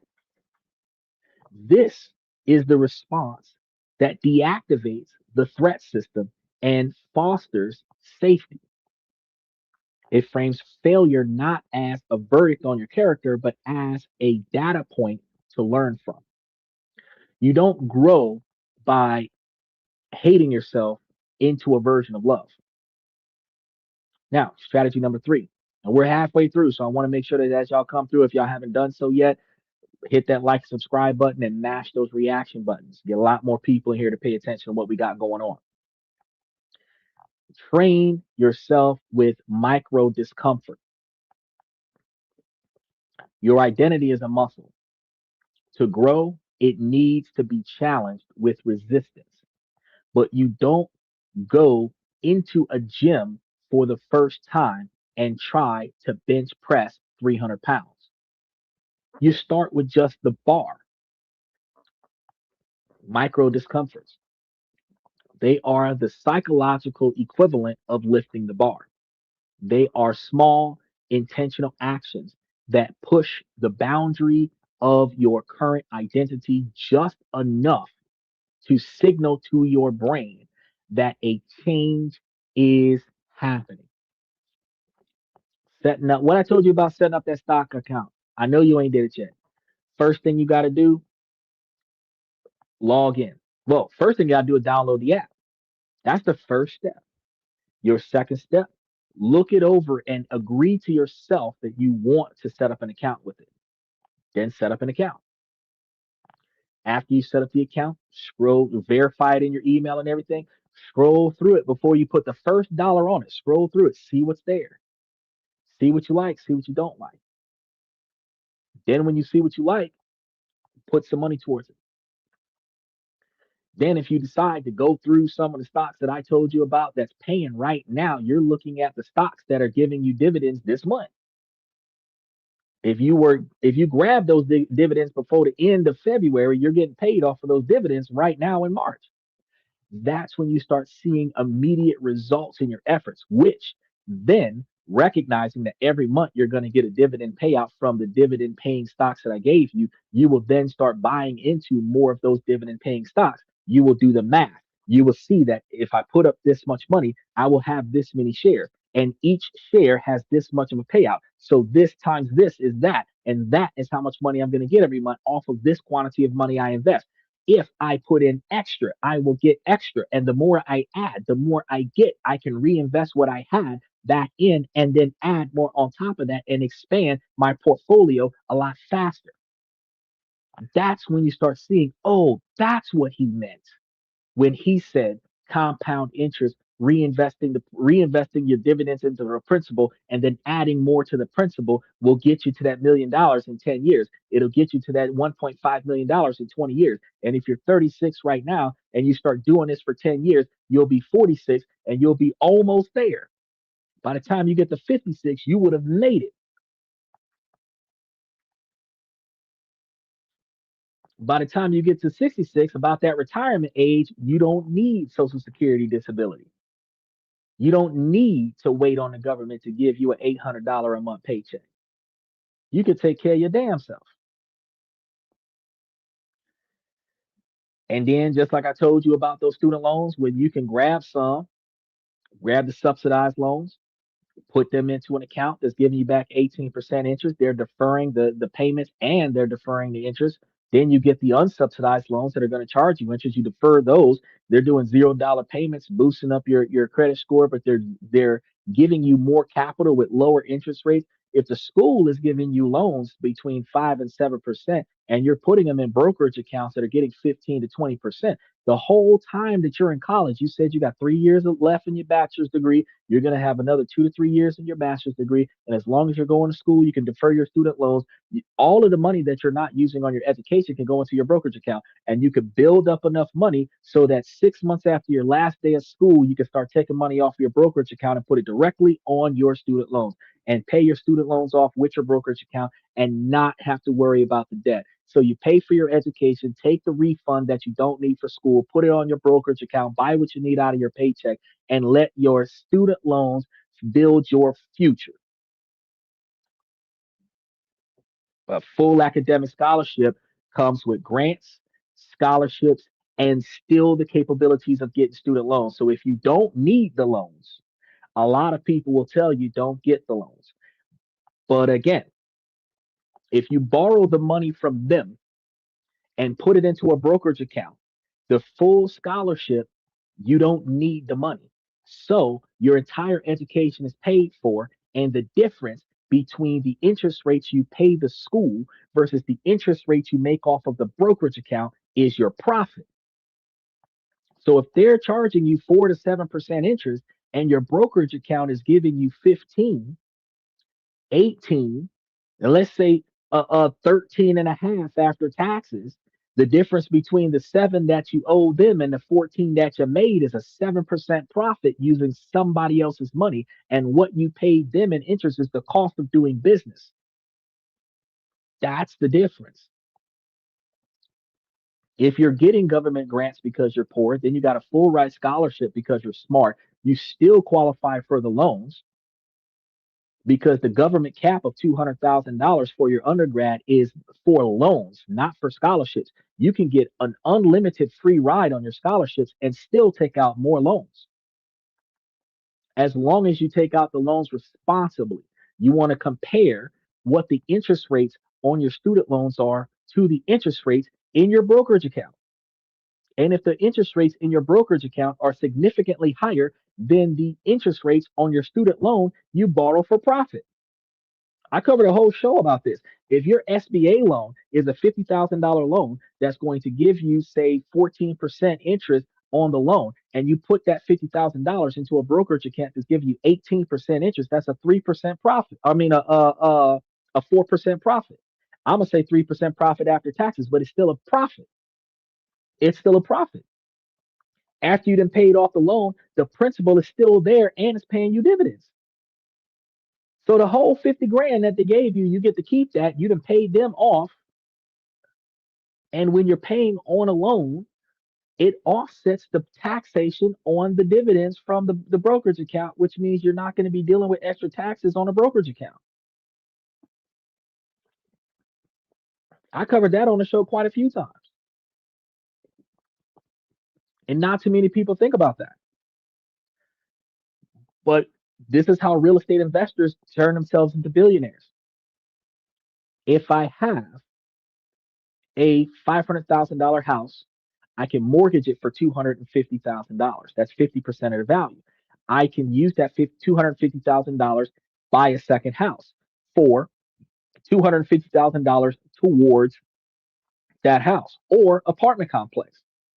Typically, they're saying 20%, right? 20 to 30%. Well, if $250,000 is 25% of $1 million, if I have a $500,000 house that I can mortgage for $250,000, I can take that $250,000 and buy myself $1 million house. And now the number of tenants in that $1 million house is paying for the $1.5 million worth of property that I have tied up in a mortgage. But I could go one step higher. The house is going to allow you 70 to 80% of the after repair value. If the house is valued at 500, I can likely take out 300,000. And out of the 300,000, I can pay myself 100,000, put 200,000 on the $1 million house for 20% of the value of the property. Still rent it out, still got the tenants paying off the loan, but I paid myself $100,000. I use somebody else's money, leveraging my asset to pay myself and then put the rest into another asset where now the profits from both assets are paying off the debt, but I got 100 grand off of that. That's how real estate investors are making millions. Each time the property starts having more equity than it has debt, they'll leverage it to go and get more debt so that they don't have to pay the taxes on the profits because they have more debt than profit. But I paid myself first. Isn't that rule number one? Always pay yourself first. So I didn't take all of the money and put it into another deal and hope that I would get money off of the rent. I took money off the property, paid myself first, put the rest of it on another deal, and took the rent and put it on the mortgage. Same thing with your education. Your full ride scholarships pays for all your books, your class, your lab coats, your science equipment, your laptops, and all of this other stuff that you need. So the student loan money goes into the brokerage account because you don't need it. You paid yourself first. Then when you graduate from high school, if you're getting $10,000 a semester going into a brokerage account, you're putting away $30,000 a year from your brokerage account. If you're in college for 10 years, putting away 30,000 a year, that's $300,000 plus interest that you would have pocketed. Hold on. Donald Trump said he's going to cap you at 200,000. That's fine. If he's capping you at 200,000, you're going to have 200,000 in a brokerage account, guaranteed. With interest, you're likely to still have like 350, 400,000 over the course of 5 or 7 years. And then you can take that money and start paying back the loan after you get out of college. That's like the best game plan to have, specifically because you don't owe $1 to the system because it's payment deferred until after you got out of school. You don't owe $1 to the system until you're done. And if you're a career student, 6 credits or more, you're going to school ideally for the rest of your life, which means you can continuously defer for a decade or longer. First payment doesn't have to come forever. You'll be doing $0 payments forever. Now, you're not going to be able to borrow money forever because Donald Trump put a cap on the money, but you would still be able to hit that $200,000 mark. You would still be able to put that money away. You would still be able to bank interest off of that money. And eventually, when you get tired of going to school, when you graduate from school and stop trying to go anymore, or when you flunk out of school, whenever that happens, and you reach a point where you're no longer getting money from the school, about 6 months after that, your first payment is due. And that's when you start taking the money out the brokerage account and putting it towards the interest. I'm trying to told you. And in that dynamic, you could go one step further. Depending on the interest rates of your school and the interest rates of your brokerage account, if you leverage your brokerage account for cash, pay off your student loans up front, and then just use your brokerage account to pay off your brokerage account. Either way, now you've got a damn good credit score because you took all of the debt off your credit score, and now it's just sitting there leveraged against the brokerage account. Your credit score go up by a son of a gun. Crazy. There's so many different ways that we could do things if we think differently.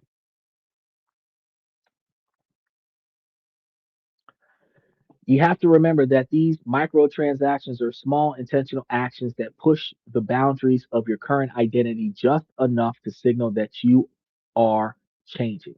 A micro discomfort could be having one conversation this week where you would normally stay silent, waking up just 10 minutes earlier than usual, taking a cold shower for 30 seconds, voluntarily choosing the stairs instead of an elevator.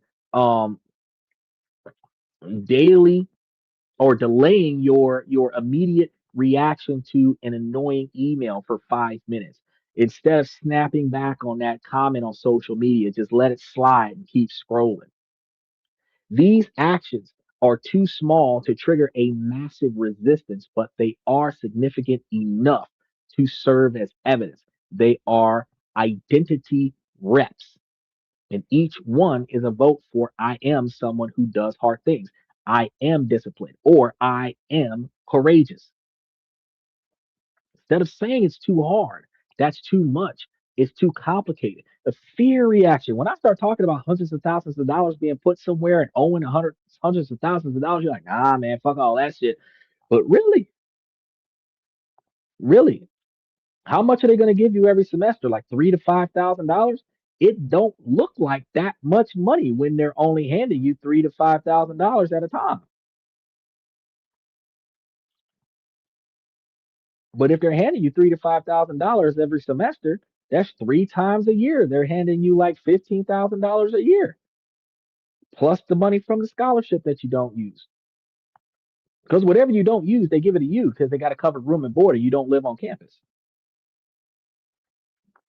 But when you start capitalizing on how many years you're benefiting from that, that's when you're like, shoo, over the course of X number of years, that could be 100 grand, easy. And 18% interest over a certain period of time, you're looking at like $18,000 a year. They're giving you 15. But if your brokerage account is paying you 18, when you stop going to school, you're getting more money from your brokerage account than you was getting from your college. Career students. This practice builds transferable resilience and enhances your ability to handle bigger challenges down the road, such as paying all that money back. Strategy number 4, practice strategic incompetence. I'll say that for you. Practice strategic incompetence. And this concept is going to be profoundly liberating. You cannot be excellent at everything. I'm not excellent at everything. I'm late for this podcast every night, just about, especially during daylight savings time, to the magnitude where I had self realization that I was starting 30 minutes after the hour the entire time I was on daylight savings time last year. The attempt to be excellent at everything is a recipe for burnout and mediocrity. You cannot be the master of every trade. Okay. Strategic incompetence is the conscious decision to be just good enough or even mediocre in low leverage areas of your life to save your A plus energy for what truly matters. Do you really need to have the most perfect organized closet on the block when nobody even looks in your closet? Does your lawn have to be the greenest? Or does it just have to be cut to satisfy HOA? Do you need to be up to date on every single news story and cultural event? Even though I cover stuff from all over the world, did I know what was going on with California until they asked me about it on the show? For most of us, the answer is going to be no. These are low level activities. I don't need to know everything about everything everywhere. I need to know enough about what I'm talking about so that I can make it make sense.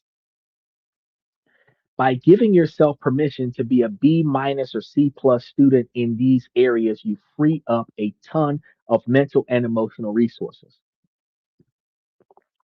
Just like earlier today, when Uncommon Woman started asking me personal questions, and I made it clear at the top of the show that I answer personal questions in the membership shows that we have when I'm having shows for the membership. She can ask me a personal question that I can answer, and I have no problem with answering it. But leaving it to mystery because she's not paying for the show. If she was paying for the show, she could get the answer. So I can be a person of mystery because she's not paying me to be transparent. Then I can revisit and reinvest all of the energy into high leverage domains that actually shape my future. And you can do the same thing for yourself, which instead of me going down a path of defiance where I said, let's focus on today's topic, and somebody focused on me, and I redefined that position by saying, we're going to get through today's topic. But when you start focusing on your health, your key relationships, your deep work, your financial well being, your future business startups, your ability to change your wardrobe, your ability to go from being a worker to being a boss. This is a powerful way to protect your focus and stop wasting energy on things that don't move the needle on the identity that you want to build. Strategy number five is going to be developing intellectual humanity or humility. Developing intellectual humility. Let's go there. A core identity of I am a learner is one of the most powerful that you can cultivate. But true learning is impossible without intellectual humility. The willingness to regularly say, I might be wrong. I don't know everything. A lot of the times, and this is going to be powerful for the ladies because a lot of the times when we ask women, do you consider what how do you rate yourself? And majority of women rate themselves as a 10. They just come out of the box and say, I'm a 10. I'm perfect. You're perfect for who you are for yourself, but are you truly perfect? The full understanding of perfection is the lack of need to change. If you recognize that there are flaws in yourself that you don't like, or if you recognize that there's flaws in yourself that other people around you don't like and you want them to like you, however you want to put that, you recognize that you're not perfect.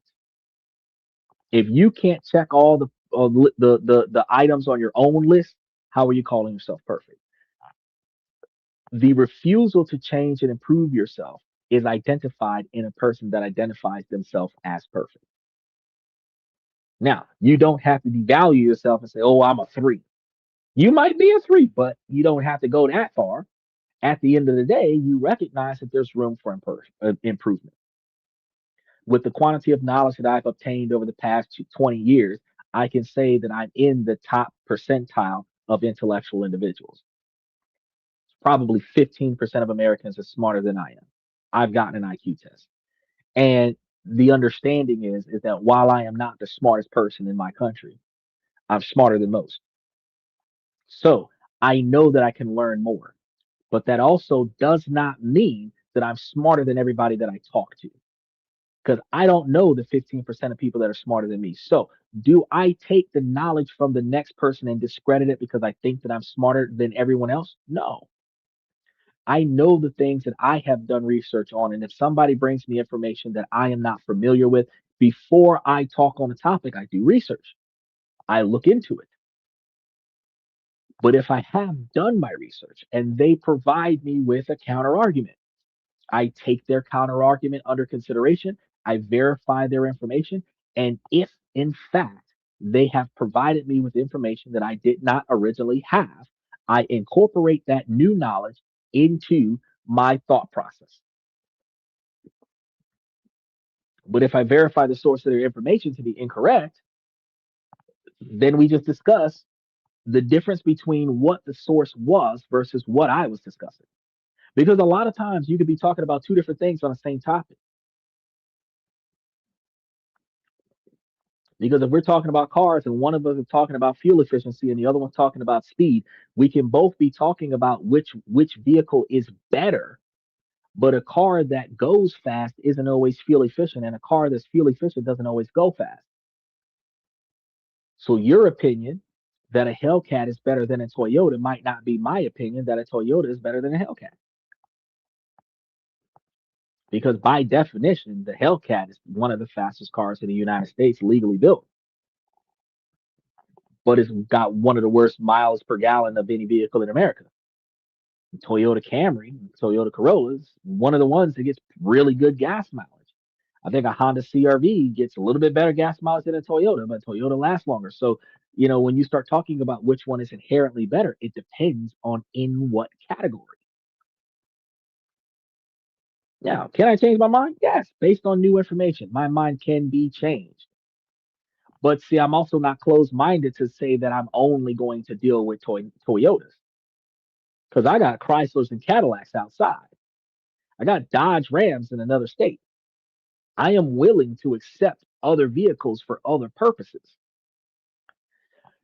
But primarily, my heart and soul is on the mentality that a Toyota has the reputation of lasting seemingly forever 25, 30, 40 years with less quantity of repairs required. You do a transmission once every 15 years.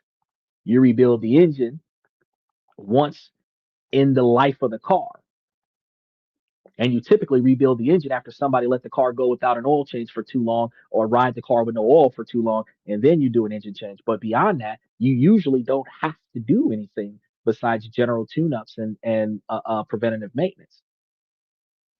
You take care of it, it'll last forever is the mentality, right? So it's keeping that mind open. Our egos are going to love to be right. And it defends our current beliefs because that provides a sense of certainty and safety in our current behavior patterns. But this defensiveness is the enemy of growth because intellectual humility separates your identity from your opinions. Your beliefs are not you, they are just your tools that you're currently using. So when you find a better tool, you should be able to discard the old one without feeling like you've lost a part of yourself. So say, Stephen, you like Toyotas all day long, all day long. You Toyota Super, Toyota Celica, Toyota 4Runner, Toyota, you know, uh, we could go down a list of all the Toyotas that you might be down for. But let's say that you're doing long distance travel. You got Toyota Prius. Let's say long distance travel, and you might benefit more from a Volkswagen Jetta. You might benefit more from a Ford Fusion. Oh, you're heavy lifting. You're trying to haul something. Instead of using the Toyota Tundra, you might do better with the Dodge Ram 1500. You were starting a shipping company. No, you said the concierge thing. And what if your equipment did not fit in the largest Toyota they had, and you had to go and get one of those box trucks from Ford, one of those big, because the UPS truck, that's not made with Toyota. And the big box trucks, a lot of those big box trucks are Mercedes Benz. Yeah, interesting. A lot of those big box trucks are Mercedes Benz, Ford, Chevy, Dodge. So while your personal driver might be the go to Toyota, you might find yourself in a situation where it might benefit you more not to have a Toyota. This practice is going to speed up learning because you start prioritizing evidence over ego. You seek out optimizing views and you look at uh, uh, the opposing views, listen more than you speak, and you update your beliefs when you get new information. So it allows you to adapt and evolve, which is the hallmark of a healthy dynamic identity. People who say that iPhone is the best and everybody who doesn't have an iPhone is an idiot that has never had an Android. The first time you buy a Samsung Galaxy, any series, you see the value of a Samsung.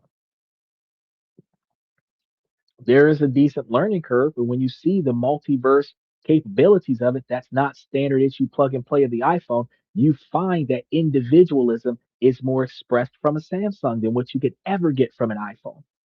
You express yourself with an iPhone by buying a different phone case and putting up a nifty screensaver. That's it. But with an Android, you got the customizations all the way down to the firmware. Some of these devices are integrated into Linux where you can start programming. It's harder, but it's more uniquely tuned to who you are, right? Now, number six, you want to use real affirmation, not fake positivity. Real affirmation, not fake positivity. The self help world loves positive affirmation, like I am wealthy or I am a confident superstar. But for many people, these statements can backfire because if your current reality is far more the affirmation or far away from that affirmation, your brain just flags it as a lie. And you can end up feeling even worse because you can say, I am wealthy, looking at that cutoff notice. I am successful, looking at that eviction notice, looking at hiding your car in the backyard so that they don't repossess it and tell yourself, nah, that's all right. I'm a fucker. I'm a failure because you are not telling yourself the truth. It's like having a friend that you don't want to hurt their feelings. They do karaoke every night. You go outside to smoke a cigarette as an excuse because you don't want to listen to them sing because they sound like trash, but you never tell them, oh, you did good. Let's get drinks, blah, blah, blah. Bro, I have had friends go with me on karaoke night and people bought us drinks for them to get off the stage. They thought they did good. And if you never tell them they're garbage, they're always going to believe that they're great. However, by alternative, if you never tell yourself that you did good, you will never feel like you are enough for yourself. Affirmation, false confidence,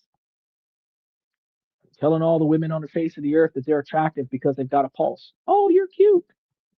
You look cute in that outfit. Even the ones you wouldn't see yourself drunk smashing in the middle of a nightclub somewhere, you tell them all the same lie. I couldn't see myself standing next to this person, but you're going to lie to them and tell them that they're cute. Look, false positivity is shallow. It's shallow when you do it for somebody else. It's damaging when you do it to yourself. A much more effective approach is to use evidence based affirmation. These are statements that acknowledge a specific truthful vote that you have just cast.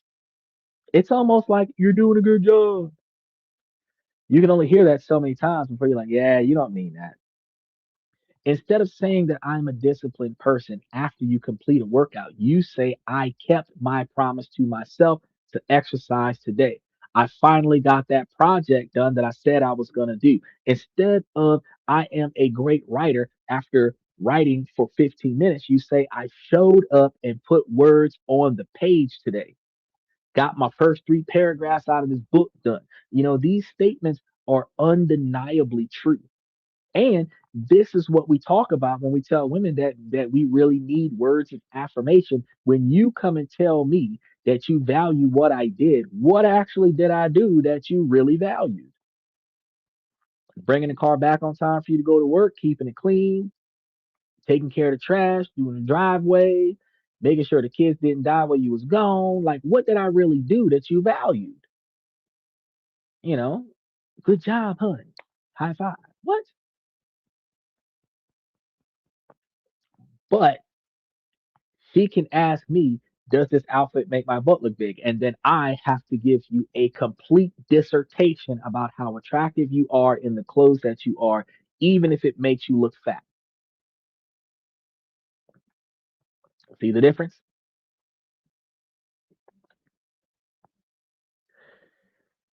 When they're undeniably true, they are grounded in the actions that you are doing. And they don't trigger your brain's hypocrisy detector. You're not patronizing yourself. Instead, it's going to act as a receipt for the vote that you casted, reinforcing the connection between your actions and your slowly shifting identity. And this builds a stable foundation of self worth rooted in reality, not fantasy. Now, I've just given you a six-part playbook that goes way deeper than the standard advice. And these are strategies that are far more fundamental to reshaping your inner operating system. And for many of you, taking these ideas and running with them will be just enough to get you started, and profound transformations will occur. But if this idea of building an identity based life really resonates with you, and you want a structured step by step system to go even deeper, to not just understand these concepts, but to integrate them into every part of your life, got to build something specifically for you.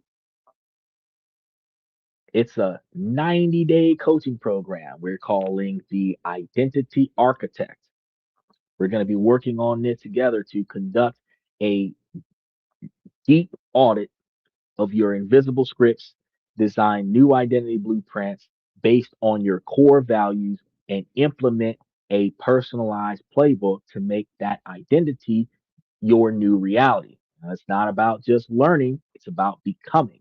So if you feel called to truly rebuild yourself from the inside out, just note I will be working on this information and dropping this into the membership for those individuals that have the membership. But for now, let's get back to that final pillar of tonight's transformation, and make sure that if you have the capabilities to wear out those reaction buttons.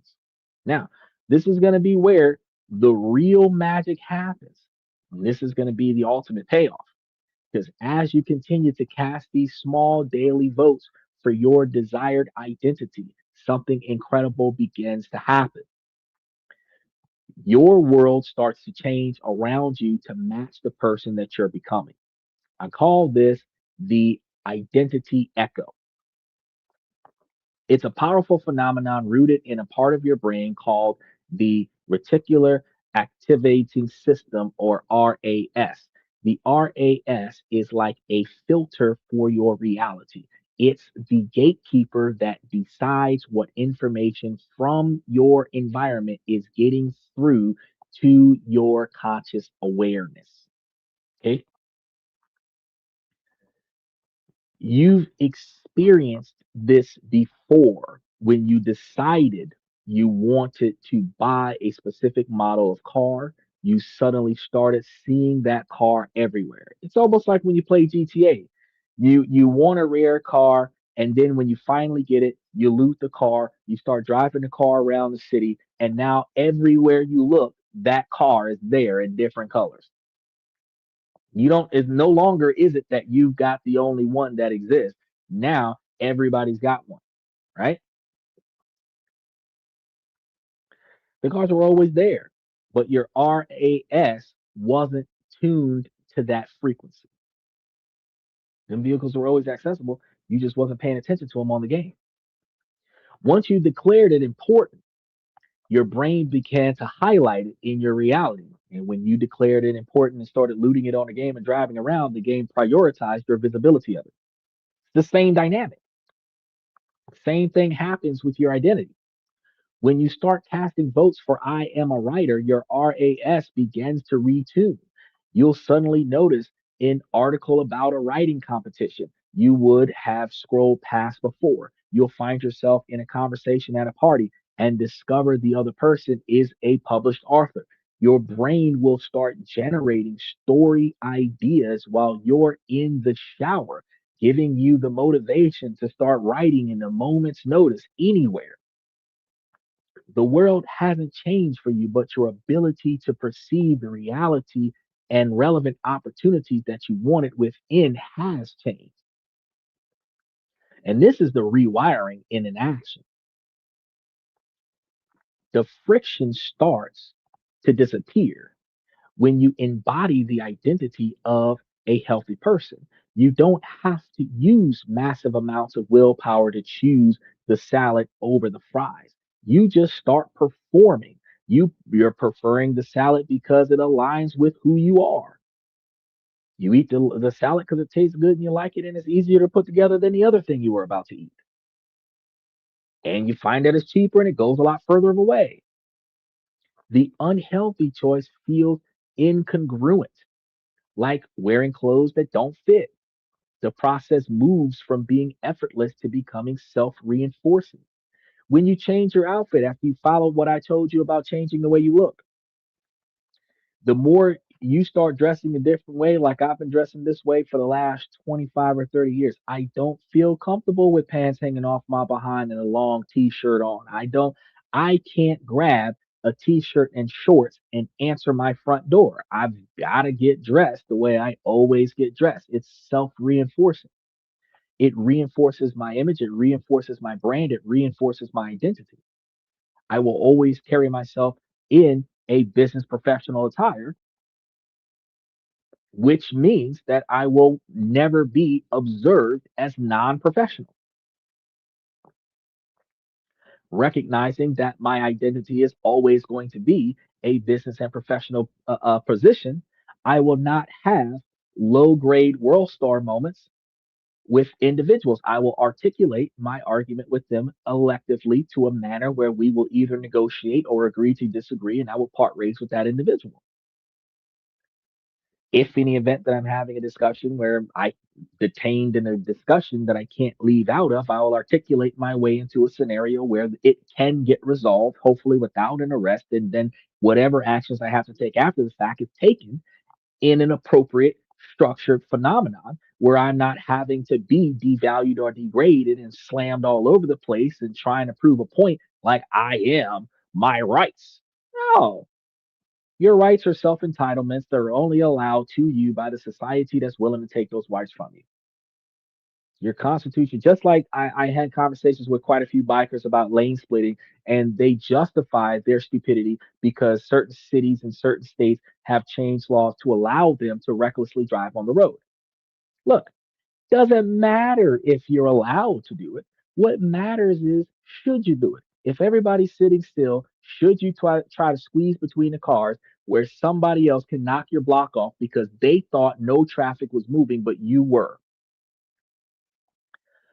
Should you be weaving in and out of traffic double the speed limit because you can?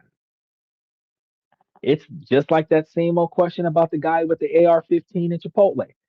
his constitutional right to be there. But do you really need to be in there with an AR-15? You would not be able to defend the restaurant with an AR-15 because you don't even have enough room to wave that 17 or 18-inch barrel around in the restaurant to get the person. You would be more effective with a handgun. You still have your Second Amendment right. You don't need the AR-15. What if you had a bazooka on your back? You have the Second Amendment right to defend your country with the bazooka on your back, but wouldn't it be more devastating to the entire zone that you use that bazooka in than what it would be to simply defend yourself with the mace or pepper spray or something to that effect? You could have used a knife equally as effective in some situations. The things that you have the entitlement to do versus the things that are reasonably able to be done. You recognize what should not be done, even if you're entitled to do it. The constitutional the constitutional right to perform versus realistic responsibility. That's the part that we disconnect. With great rights come great responsibilities. And when I talk about that with bikers, they're like, "Oh no, he did nothing wrong." No, he fucked up. He just didn't commit a crime while he was fucking up. You can make a mistake that is not illegal. You can perform an inaccurate action that is not illegal. Just because it wasn't illegal doesn't mean it wasn't dumb. Just because it wasn't illegal doesn't mean you should do it. There's no crime in crowd surfing. But if they don't catch you, you can bust your skull open. Do you really need to jump off of that stage? Think about this. If years ago your dominant identity was that of a consumer, you consume content, you consume products, you consume other people's ideas, your world echoed that back to you. Your social media feeds were full of things to buy. Your free time was filled with things to watch. Then you decide to cast one tiny vote for for the identity of being a creator. You wrote one short article, you posted it online. It was terrifying, probably even terrible story, but it was a vote, and the vote was towards you being that creator. The next day, you cast another vote. You slowly, almost impersistently, outside of your normal perception, create the echo. And when the echo begins to change, you start noticing tools for creators. You find yourself online communities with other writers and video makers. People start reacting and reaching out with questions, not about what to buy, but about how to build. Opportunities that you never would have had predicted before, like making today's show, would have begun to emerge from the static of just watching everybody else's video. That would not have happened. These opportunities were likely always there, but if your identity as a consumer makes these opportunities invisible, and this is why I say luck does not exist. Your ability to survive comes from your observation to take advantage of opportunities that allow you to survive. Your willingness to give up allows you to become a victim of circumstance. And natural selection will only eliminate the individuals that do not decide to thrive. Natural selection eliminates the individuals that do not decide to thrive. There are situations that you can't get yourself out of. Once you got on that plane, wherever it lands or crashes, that's where it goes. Once you get on that boat, wherever it sinks or ports, that's where it goes. There's certain situations you can't get yourself out of. But when Aaliyah crashed that plane because it was overfilled, she could have not overfilled the plane. When the Titanic sunk because they were going too fast, had they not been rushing, it's not luck. It's not bad luck. Unforeseen circumstances, maybe, but it is the consequences of a compound layer of decisions and choices that were made, that now the situation has gotten out of your control and you are riding the wave of consequences from a series of decisions that have caught up to you. So you got to realize this is the ultimate promise of quiet self improvement when you're making decisions that benefit your future. It's not about the struggle of building habits, it's about the elegance of aligning your actions with a chosen identity and then watching as the world recognizes itself around you, presenting you with choices and pathways that were previously hidden in plain sight. All of the information that I provide to you guys on the show are provided to you guys based off of common knowledge, public information that you could have found for yourself. I did the research, I organized the information, and now I am regurgitating that information to you where I am now a catalyst and direct source of information for your self improvement. And your awareness is now heightened because you listened to what I said, but I learned it by looking for it. Where before this show, you had not even thought that that was even possible to do. There are certain situations from which you cannot get out of. Look at the poor communities facing organized crime. That's not true. That's not true at all. First and foremost, we can prove there are certain individuals, athletes that grew up in bad neighborhoods that are now multimillionaires, never living in a bad neighborhood again, actors, teachers, professors, cops, soldiers, Marines, doctors, nurses, lawyers. They grew up in bad neighborhoods.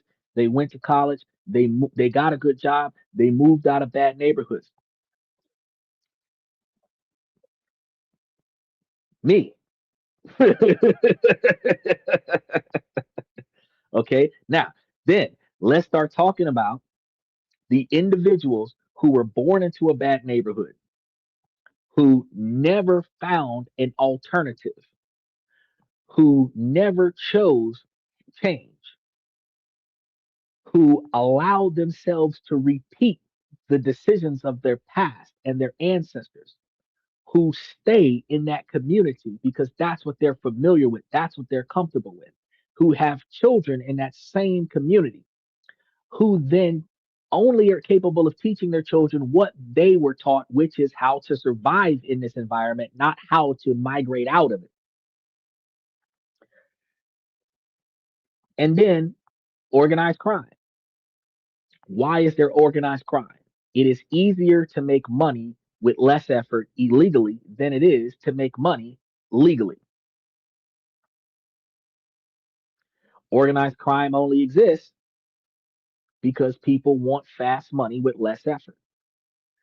Conflict amongst organized crime only exists because there's only so much money involved in a low income environment, and all of the people with the same idea or similar ideas are battling each other for the same profit. And there isn't that much about it because the neighborhood is poor. Now, let's look at the organized crime in the rich neighborhoods. Ain't nobody doing drive-bys over there. You got Ponzi schemes, multi-billion-dollar scenarios going down. 15 years after it happened, now it's coming to light. Epstein list, billionaires. Organized crime, not one person got slaughtered. The Diddy trial, everything that they were doing in that house was not legal. Only one person went to jail, but everybody was there. I don't remember the last time that accessory was excused. If I was in the house when it happened, I should be sitting next to Diddy, right? So why Diddy was in there by himself?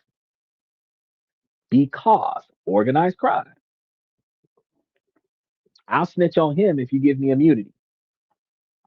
Boom, set him up. That's what they did to OJ. Not saying he wasn't guilty and not saying that he was, but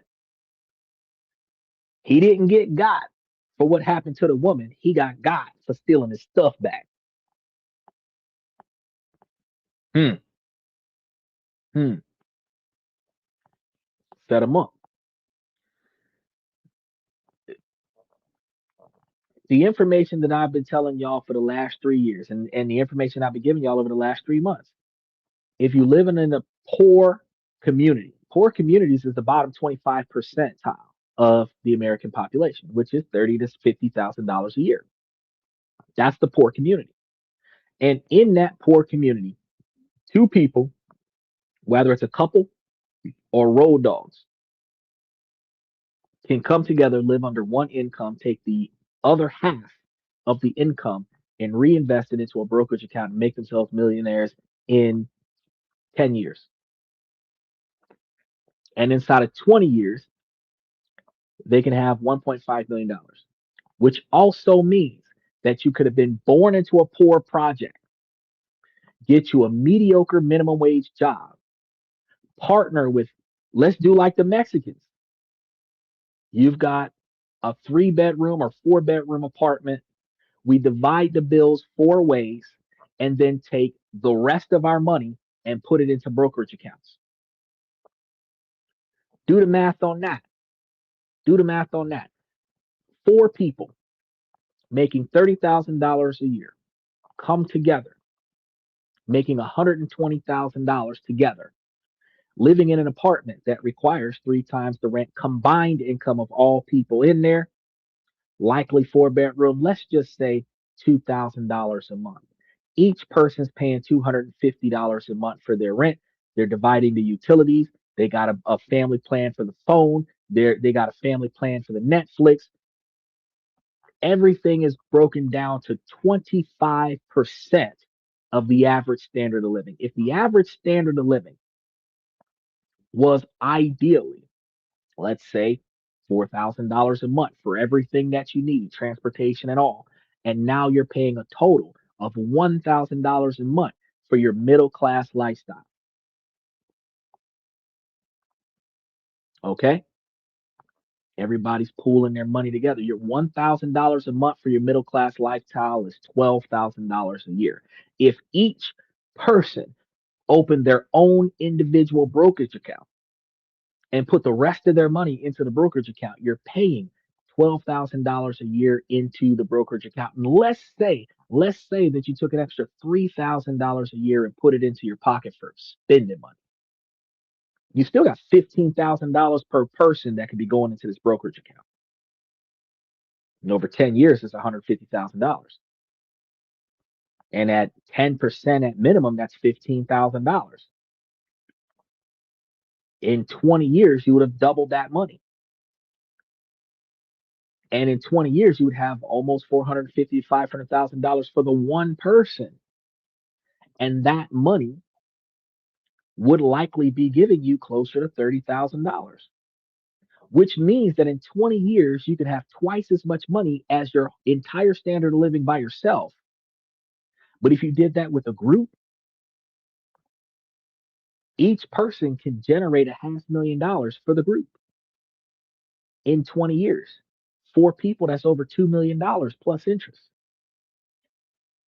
And if y'all split the profit 4 ways in 20 years, y'all could move from a 4 bedroom apartment in the hood to a 5 bedroom mansion in the Hamptons because your principal is $4 million. And if you're getting 200,000 a year off of $4 million and y'all split that 4 ways, that's $50,000 a person.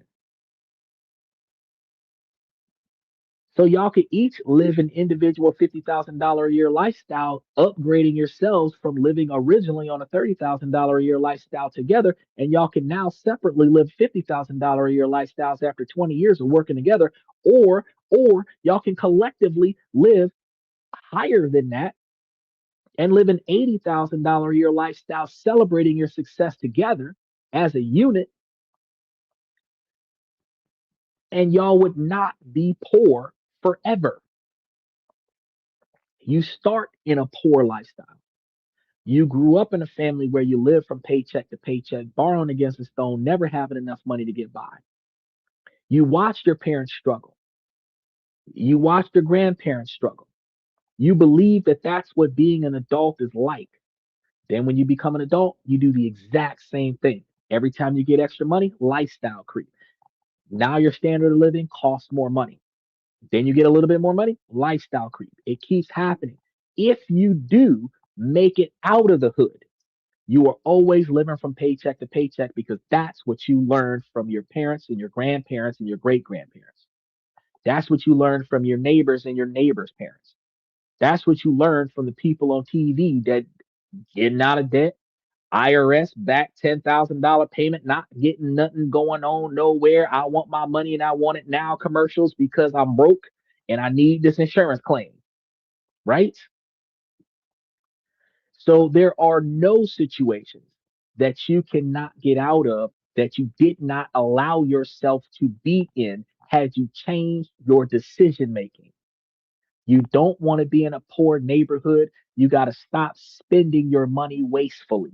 You don't want to live in a crime ridden neighborhood. You have to change the way you make decisions so that you can get out of that crime ridden neighborhood. If you don't want to be in and out of jail, you got to stop doing things that put you in jail.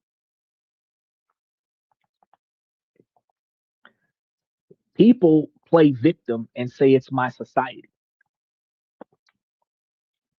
People on welfare are on welfare because they're not usually trying to get off of welfare. People that are on food stamps are on food stamps because they need it originally, but they don't want to rock the boat of free groceries.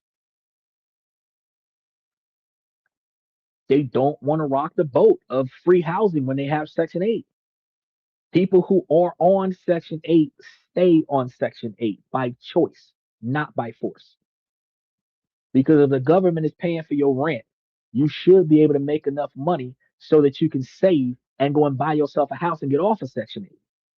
You don't get off of Section 8 by choice.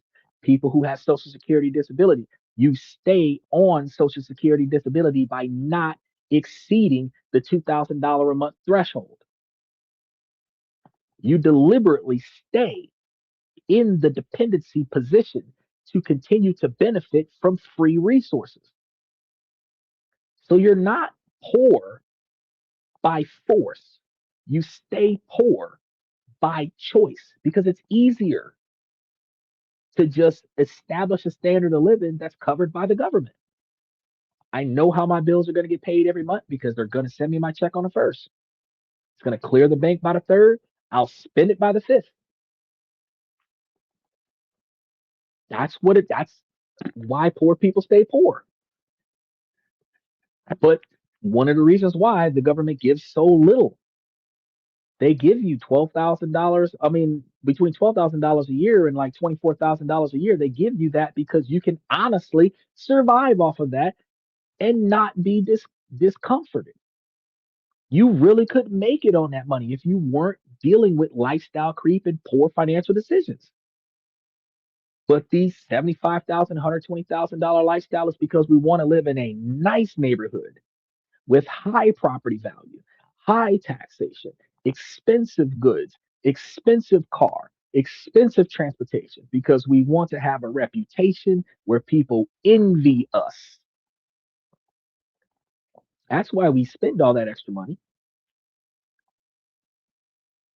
And note, the majority of people that leave those low income, crime ridden neighborhoods never go back to that neighborhood, buy out the neighborhood, build up the property, and then provide jobs so that that neighborhood can no longer be poor. Once one person gets out rich, they might bring two or three friends and a couple family members and leave everybody else there. But it's going to be just like going into Sodom and Gomorrah and getting Lot's family. We're just the five of y'all. We're going to come out. That's it. Everybody else going to stay and let this bitch burn to the ground. Because I ain't come here for society. I came here for the people I value. That's exactly how life is. But the people in Sodom and Gomorrah failed by choice. They deliberately refused to change.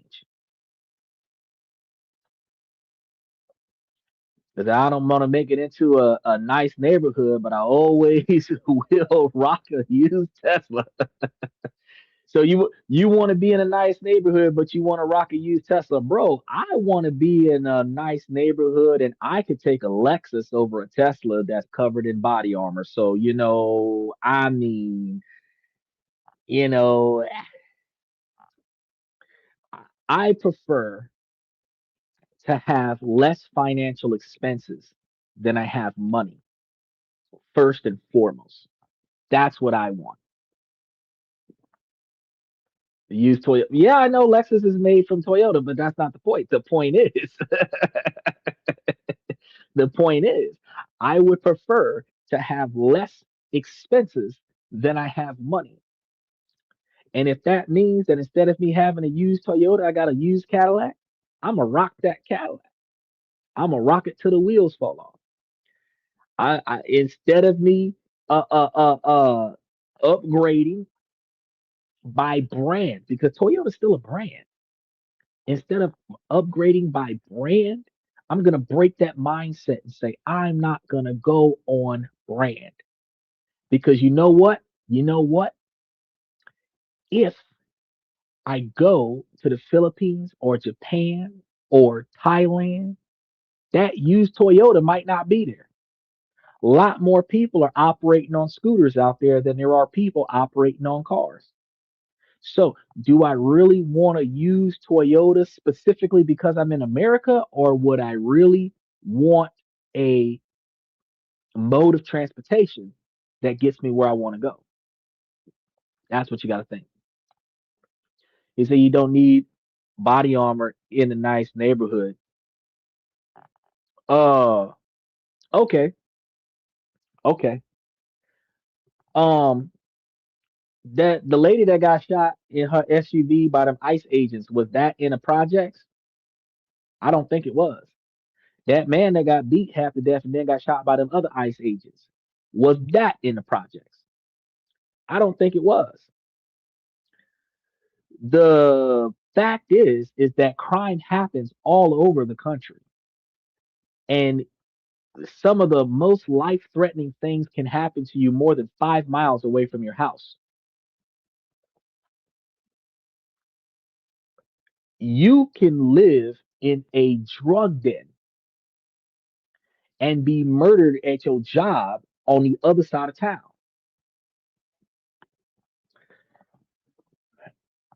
The funny thing is that when you say you don't need, you don't prepare, and then that puts you in a position where you're not capable of. If I had a body armor on a vehicle, when they start shooting at my car because they're making bad decisions, when they're shooting at my car, I'm not at my house, but I'm still protected. That's a different mindset. Preparing for the worst and hoping for the best and taking whatever happens in between. Preparing for the worst is what happens if I'm not at home? What happens if I'm not in my good area and I'm going somewhere where they just start deciding to get reckless somewhere? Those are the situations where I should have been prepared, right? Because a lot of people could just say, oh, well, I'm just not going to drive into the bad neighborhoods. But do you really realize that the organized crime neighborhoods are more peaceful than the ones that got neighborhood watch? Because the police don't run the streets. The gangs in the neighborhood run the streets. And typically, to keep disruption of money from occurring, the gangs in the neighborhood keep the peace to keep the money flowing. So they're not going to hard press somebody just because of the color of their skin. They're going to hard press somebody who's taking money off of their block. So, ironically, organized crime, as long as you're not interfering with their flow of capital, is actually in a lot of situations safer than non organized crime or law enforcement protected areas. Why do you think the mafia still exists? Because they reduce conflict in areas to prevent law enforcement from being there, but they still make their money. Yeah, Stephen, I know those scooters are cool. Some millionaires never leave the good neighborhoods, and they are stuck in there. Right. And some of those millionaires that are stuck in those good neighborhoods find themselves succumbing to the most heinous crimes Multi-million dollar person with a will and a trust fund, and all of a sudden got poisoned. All of a sudden overdose. All of a sudden floating at the bottom of a river, suffocated in a car, found in a trunk somewhere. Crime happens everywhere.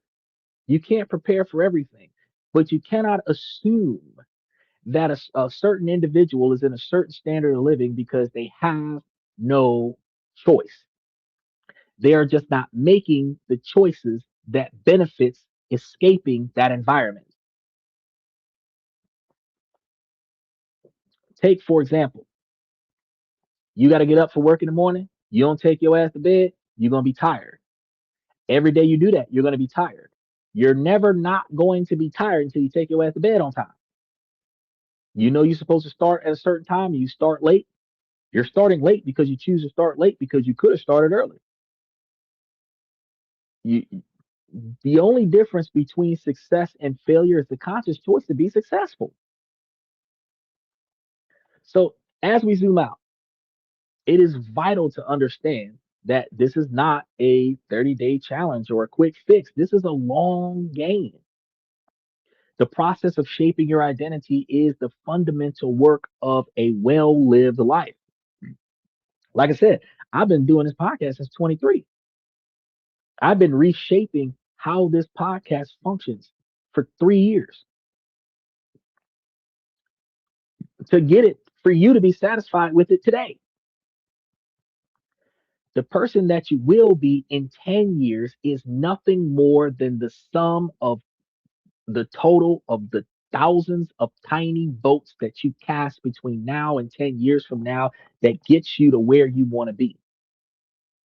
If you forever make bad decisions and you forever stay in the toxicity that you're comfortable with, and you forever stay in the wasteful spending habits that you've been in, and you forever stay in the I can't, it's hopeless, I don't have mentality, you will never see the change.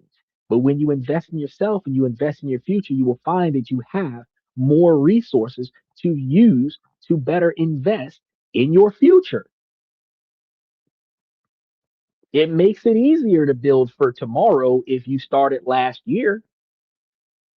It's easy to build for 5 years from now when you started 5 years ago, but you find yourself overwhelmed tonight thinking about 2046. That's too far away. It's not about focusing only on the end goal, it is about micro steps. Starting, what can I do today for this week? What can I do tomorrow for next week? What can I do the day after that for the week after that? And the more stuff that you accomplish, the more you set back the goal limit. The more you set back the goal limit, the more time you have to achieve harder tasks. So if your first step is setting up a brokerage account, set it up. If the second step is investing in it, invest in it. Put 50 bucks in it.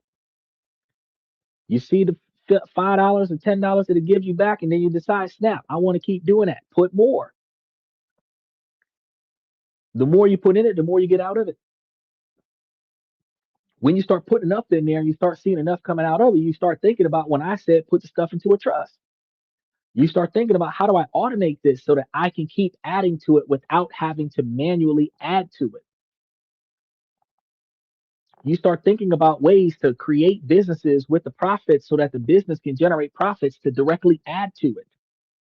You start thinking about all the different ways that you can add to what you've been building because you have more time to think about adding to your building. And eventually you phase yourself out of the adding process, and the process just adds for you like cancer. It's almost like, it's exactly like cell division.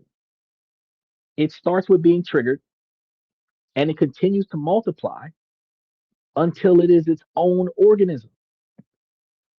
But it comes with that first step.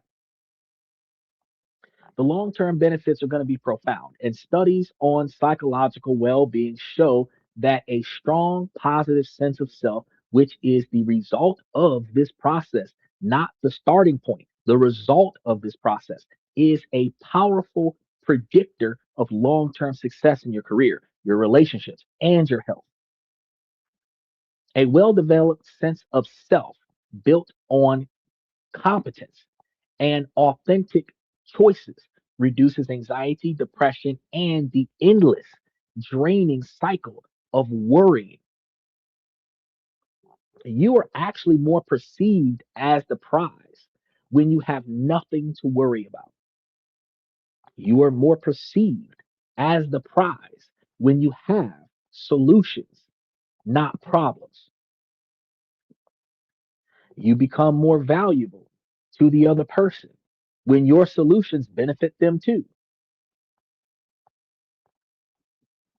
And your higher value status is not going to be based on your income, it is going to be based on your atmospheric peace that they did not have before you. You spend less time worrying about who you are and more time living as who you are. And one of the most profound outcomes of this journey is freedom. That financial freedom that we start talking about is not just freedom from financial responsibility, it is freedom from stress, freedom from worry, freedom from shame, freedom from fear. You gain freedom from the inherited scripts that have been running your life, your whole life. And when you start in the middle of your life, because 40 years old is middle age when you start talking about 85 and 92 is the life expectancy. You're halfway through your life at 36 to 45, but you still got another 40 years to go. So if it took you 20 years to get your shit together, as I told you before, 3/4 of your life you will spend fucking it up and fixing it till you make it to the success level that you're satisfied with. And then you spend the remaining 25% of your life enjoying that. Only if you proactively prepare for the remaining 25%. By consciously choosing which votes to cast, you are consciously choosing your own values. You stop living out the unexamined exceptions of your family or society and begin to author your own life. So instead of being what other people expect you to be, you become who you're satisfied with. Self comparison is the essential tool here, giving you the strength to look at the painful events that may have written those old scripts and decide to write a new ending. Now, this journey is also about vulnerability, and it's going to take a lot of courage to admit that you currently have an identity that isn't serving you. You are not satisfied with who you are today. That's why you quit your last job, started going to school, and got this bullshit ass job to hold you down because you don't want this job to define your life. You want the college education you're getting to define your life, and you want to get another job that you're not bound to. This one after you get out of college because you're not satisfied with where you are today. Acknowledge that, accept that, and now you have the ability to use this as the strength to be better. And this is going to be the beginning. You cast small, clumsy votes for new ways of being. But this is how true confidence is built. I can tell you, I first got into college when I was 27. It doesn't matter how old you are when you get in there. It's who you become when you've come out, right? This is not through hollow areas of affirmation, but through the quiet accumulation of evidence. The confidence that you gain from keeping a promise to yourself, no matter how small, is 1,000 times more stable than the fleeting confidence that comes from external praise from other people. Go ahead, girl, you're a bad bitch. Instead of that, value yourself because self esteem becomes a byproduct of your actions for yourself, not a prerequisite for them. Ultimately, the identity that you build is going to be part of your legacy. Didn't I tell you that my legacy is the success of the people around me, not how much money I make, not how much stuff I have? So if my legacy is the success of the people around me, then my goal is to build a type of podcast that will make a lot of people that comes to the podcast successful, right?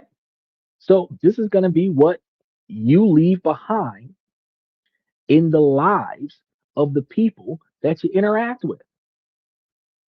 You come here, you learn things, you change the way you think, you start doing things different, you start liking the way things are turning out, and all you got to do is come back to this podcast and thank me for it. That is motivation and inspiration that is left behind for generations, because if you watch the show when it was live and you benefited from it, someone else is going to watch the post recorded show and they're going to benefit from it too for generations to come.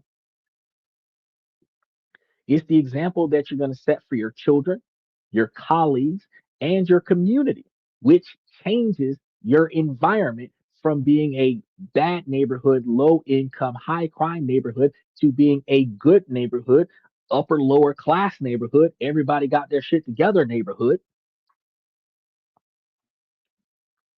So you got to ask yourself, are you casting votes for an identity of kindness, integrity, courage, and growth? Because we're going to call that karma when you start putting that out there into your environment and then your environment starts reciprocating to you.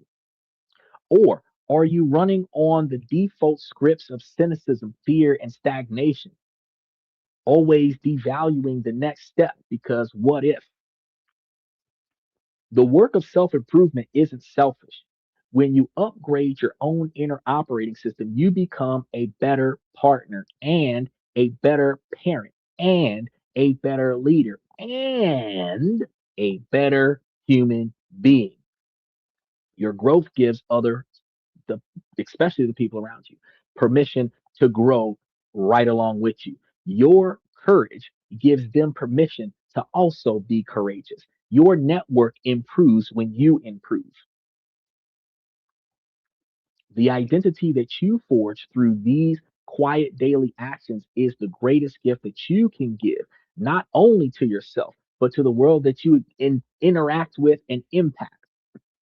Now, we've covered a lot of ground, but the core message is going to be simple. Stop chasing habits and start casting votes. Shift your focus from doing to becoming. The entire game of self improvement changes when you realize that your goal isn't to achieve an outcome, but to embody an identity. This means shifting from self criticism to self compassion. It means prioritizing deliberate subtraction before frantic addition. And it means trading ground, overwhelming goals for tiny, consistent votes that provide your brain with the evidence it needs to build a new you. This is the quiet, patient, and deeply profound work of shaping your identity. So, to make this real for you, I'm not going to tell you to change your whole life tomorrow. Instead, I want you to conduct a small experiment for the next 7 days. And this is going to be your actionable challenge. Pick at least two of the following: subtract one energy drain, identify one reoccurring activity or interaction that leaves you feeling depleted, and eliminate it for the rest of the week. Notice the space that opens up. Anything that wears you out or take up too much of your time, stop doing it as long as it's not going to work, right? Now, then you want to perform one micro discomfort each day. Once a day, intentionally do something small that is slightly outside your normal comfort zone, and then take the stairs, speak up in meetings, and ask questions that you're afraid might sound stupid. Appropriately and professionally get involved in situations that you would normally avoid. Slightly outside your comfort zone, take these small steps.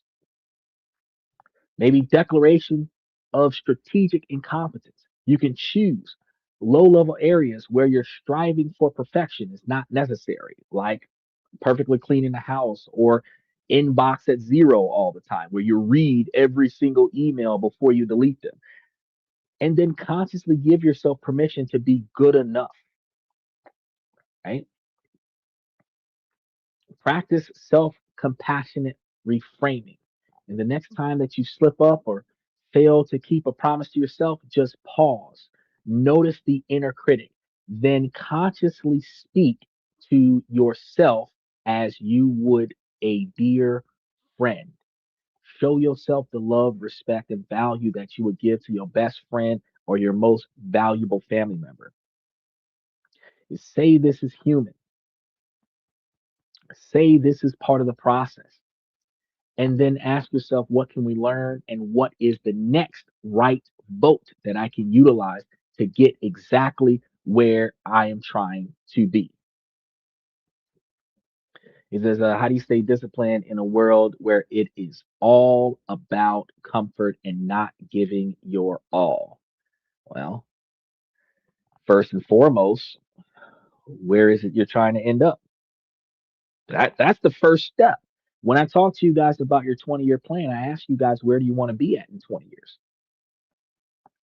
That's the first step.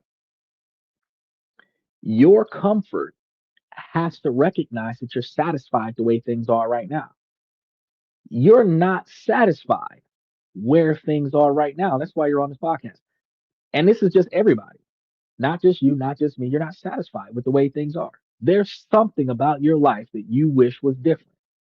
And that is going to be the motivation for the discipline. Because in order to get certain changes that are inside of your control, you are going to deliberately perform the appropriate actions to get that change. It doesn't matter if the rest of the world is lazy. It doesn't matter if the rest of the world doesn't give a shit. It doesn't matter if the rest of the world will settle and plateau with mediocrity. All you need is to want more than what you have. All you need is to want to achieve more than what you have. All you have to do is want to do more than what you've done before.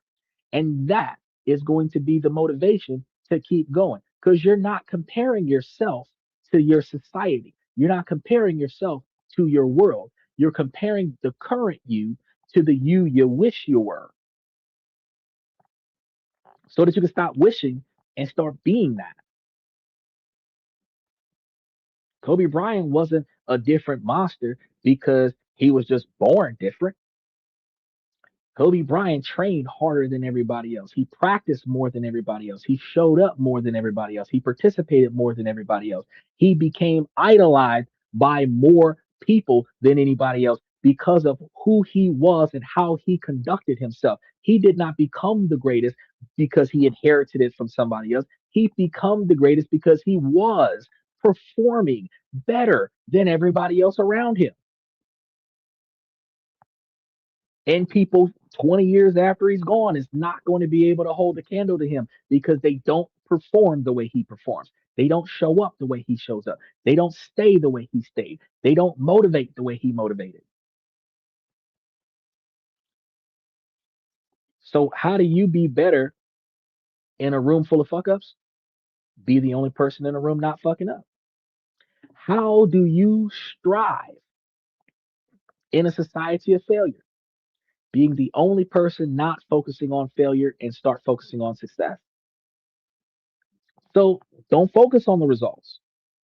Focus on the act of voting itself.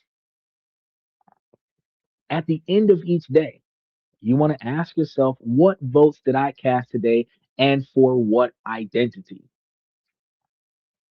Did I want to be an inspiration today or do I want to be aloof? Did I want it to be active today or did I want it to be lazy? Did I want it to be intellectual today or did I want it to be pessimistic and condescending? You can change your identity from something positive that you would be proud of to something negative that you're not so proud of, and then realize that you're headed in the wrong direction and start making changes in your decision making process. Do I want to be respected or do I want to be feared? This is how real change begins, not with a bang, but with a whisper. Quiet choice, single vote, and then another and another. until one day you look in the mirror and realize that you have become the person you were always trying to be. And ironically, this is one of the things that people tell everybody else is that a lot of times you try so hard not to be something that you actually end up being that. And it's usually told to individuals who are trying not to be like their mother or trying not to be like their father. They look back at their life and it's like, fuck, I am in exactly the same place that my parents were when I said I'm never going to be like that. Because self-fulfilling prophecy, you did not make different decisions. You just thought that the outcome was going to be different. You made the same mistake that they made because they told you don't do that. You did it anyway. You experienced the same outcome that they warned you against. And because you went down the exact same path that they told you was not going to amount to anything, you amounted to exactly what you said you didn't want to be because you did not listen to what you were told. Do something else, anything other than the failures that I failed at. Right? So, with that being said, ladies, as long as the situation doesn't make sense, I'm going to keep asking you ladies to make it make sense. So, ladies, please make it make sense. Fellas, I give you all this information to help y'all become higher value men. If you find the things in your life that you are capable of controlling that you don't like and you proactively put forth the effort to change it, you will find a better life. Then you have more time and energy to navigate around the things that you cannot control. And ladies, while this is a male driven podcast from the male's perspective, you too can take all the information that I'm giving to you and utilize it to make yourselves higher value women. Finding your 20-year plan and reverse engineering that 20-year plan all the way down to proactively taking steps a day to get to your 20-year plan while keeping your eyes and ears open for the potential suitors that will potentially benefit your 20-year plan gives you the capabilities of finding the right person where the two of you can accomplish your goals together faster than you doing it by yourself. Not because you're desperately searching for another person, because nobody likes to be alone, but because you want to make sure that if you accept this other person, it is not a person that's going to slow you down or plateau you and stop you from reaching your goals. Your goals come first, and the happiness with the person that you're with comes second to your goals.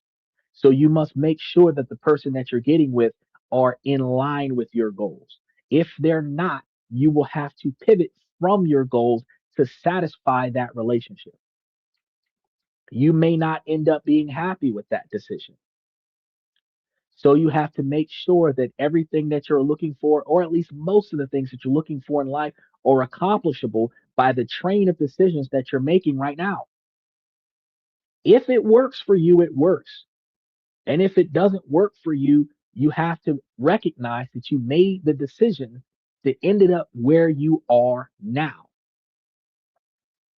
So I want you guys to marinate on what I'm talking to you about. Make sure that you guys take the opportunity to like and subscribe to the channel.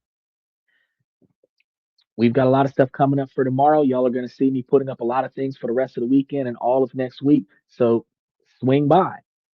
Take an opportunity to take a look at some of the other topics on the channel. Hit the notification button everywhere that it benefits you.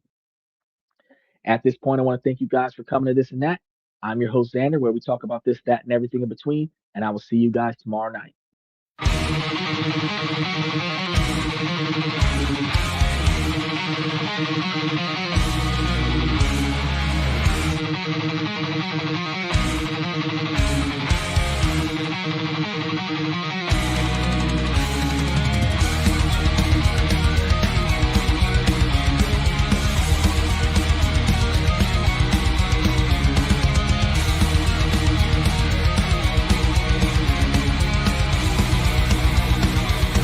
Higher ground.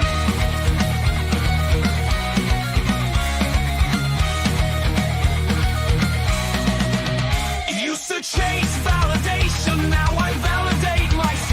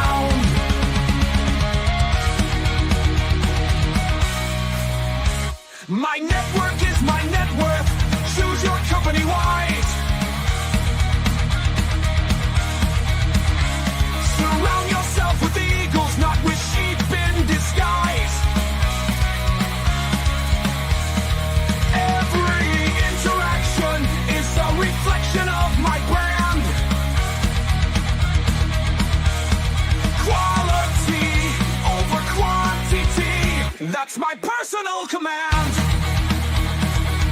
I'm not mounted on higher ground where excellence is found. My potential knows no bounds, raising the bar, breaking ground.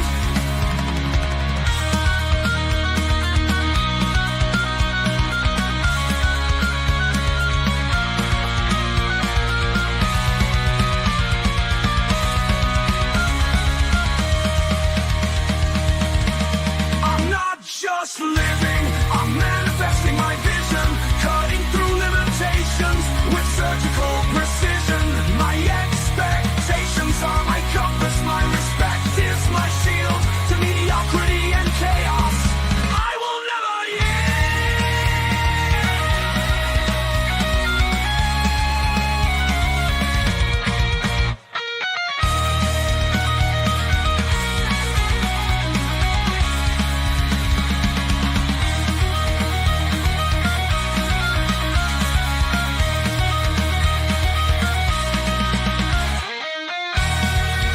I'm not just living, I'm manifesting my vision, cutting through limitations with surgical precision. My expectations are my compass, my respect is my shield to mediocrity and chaos.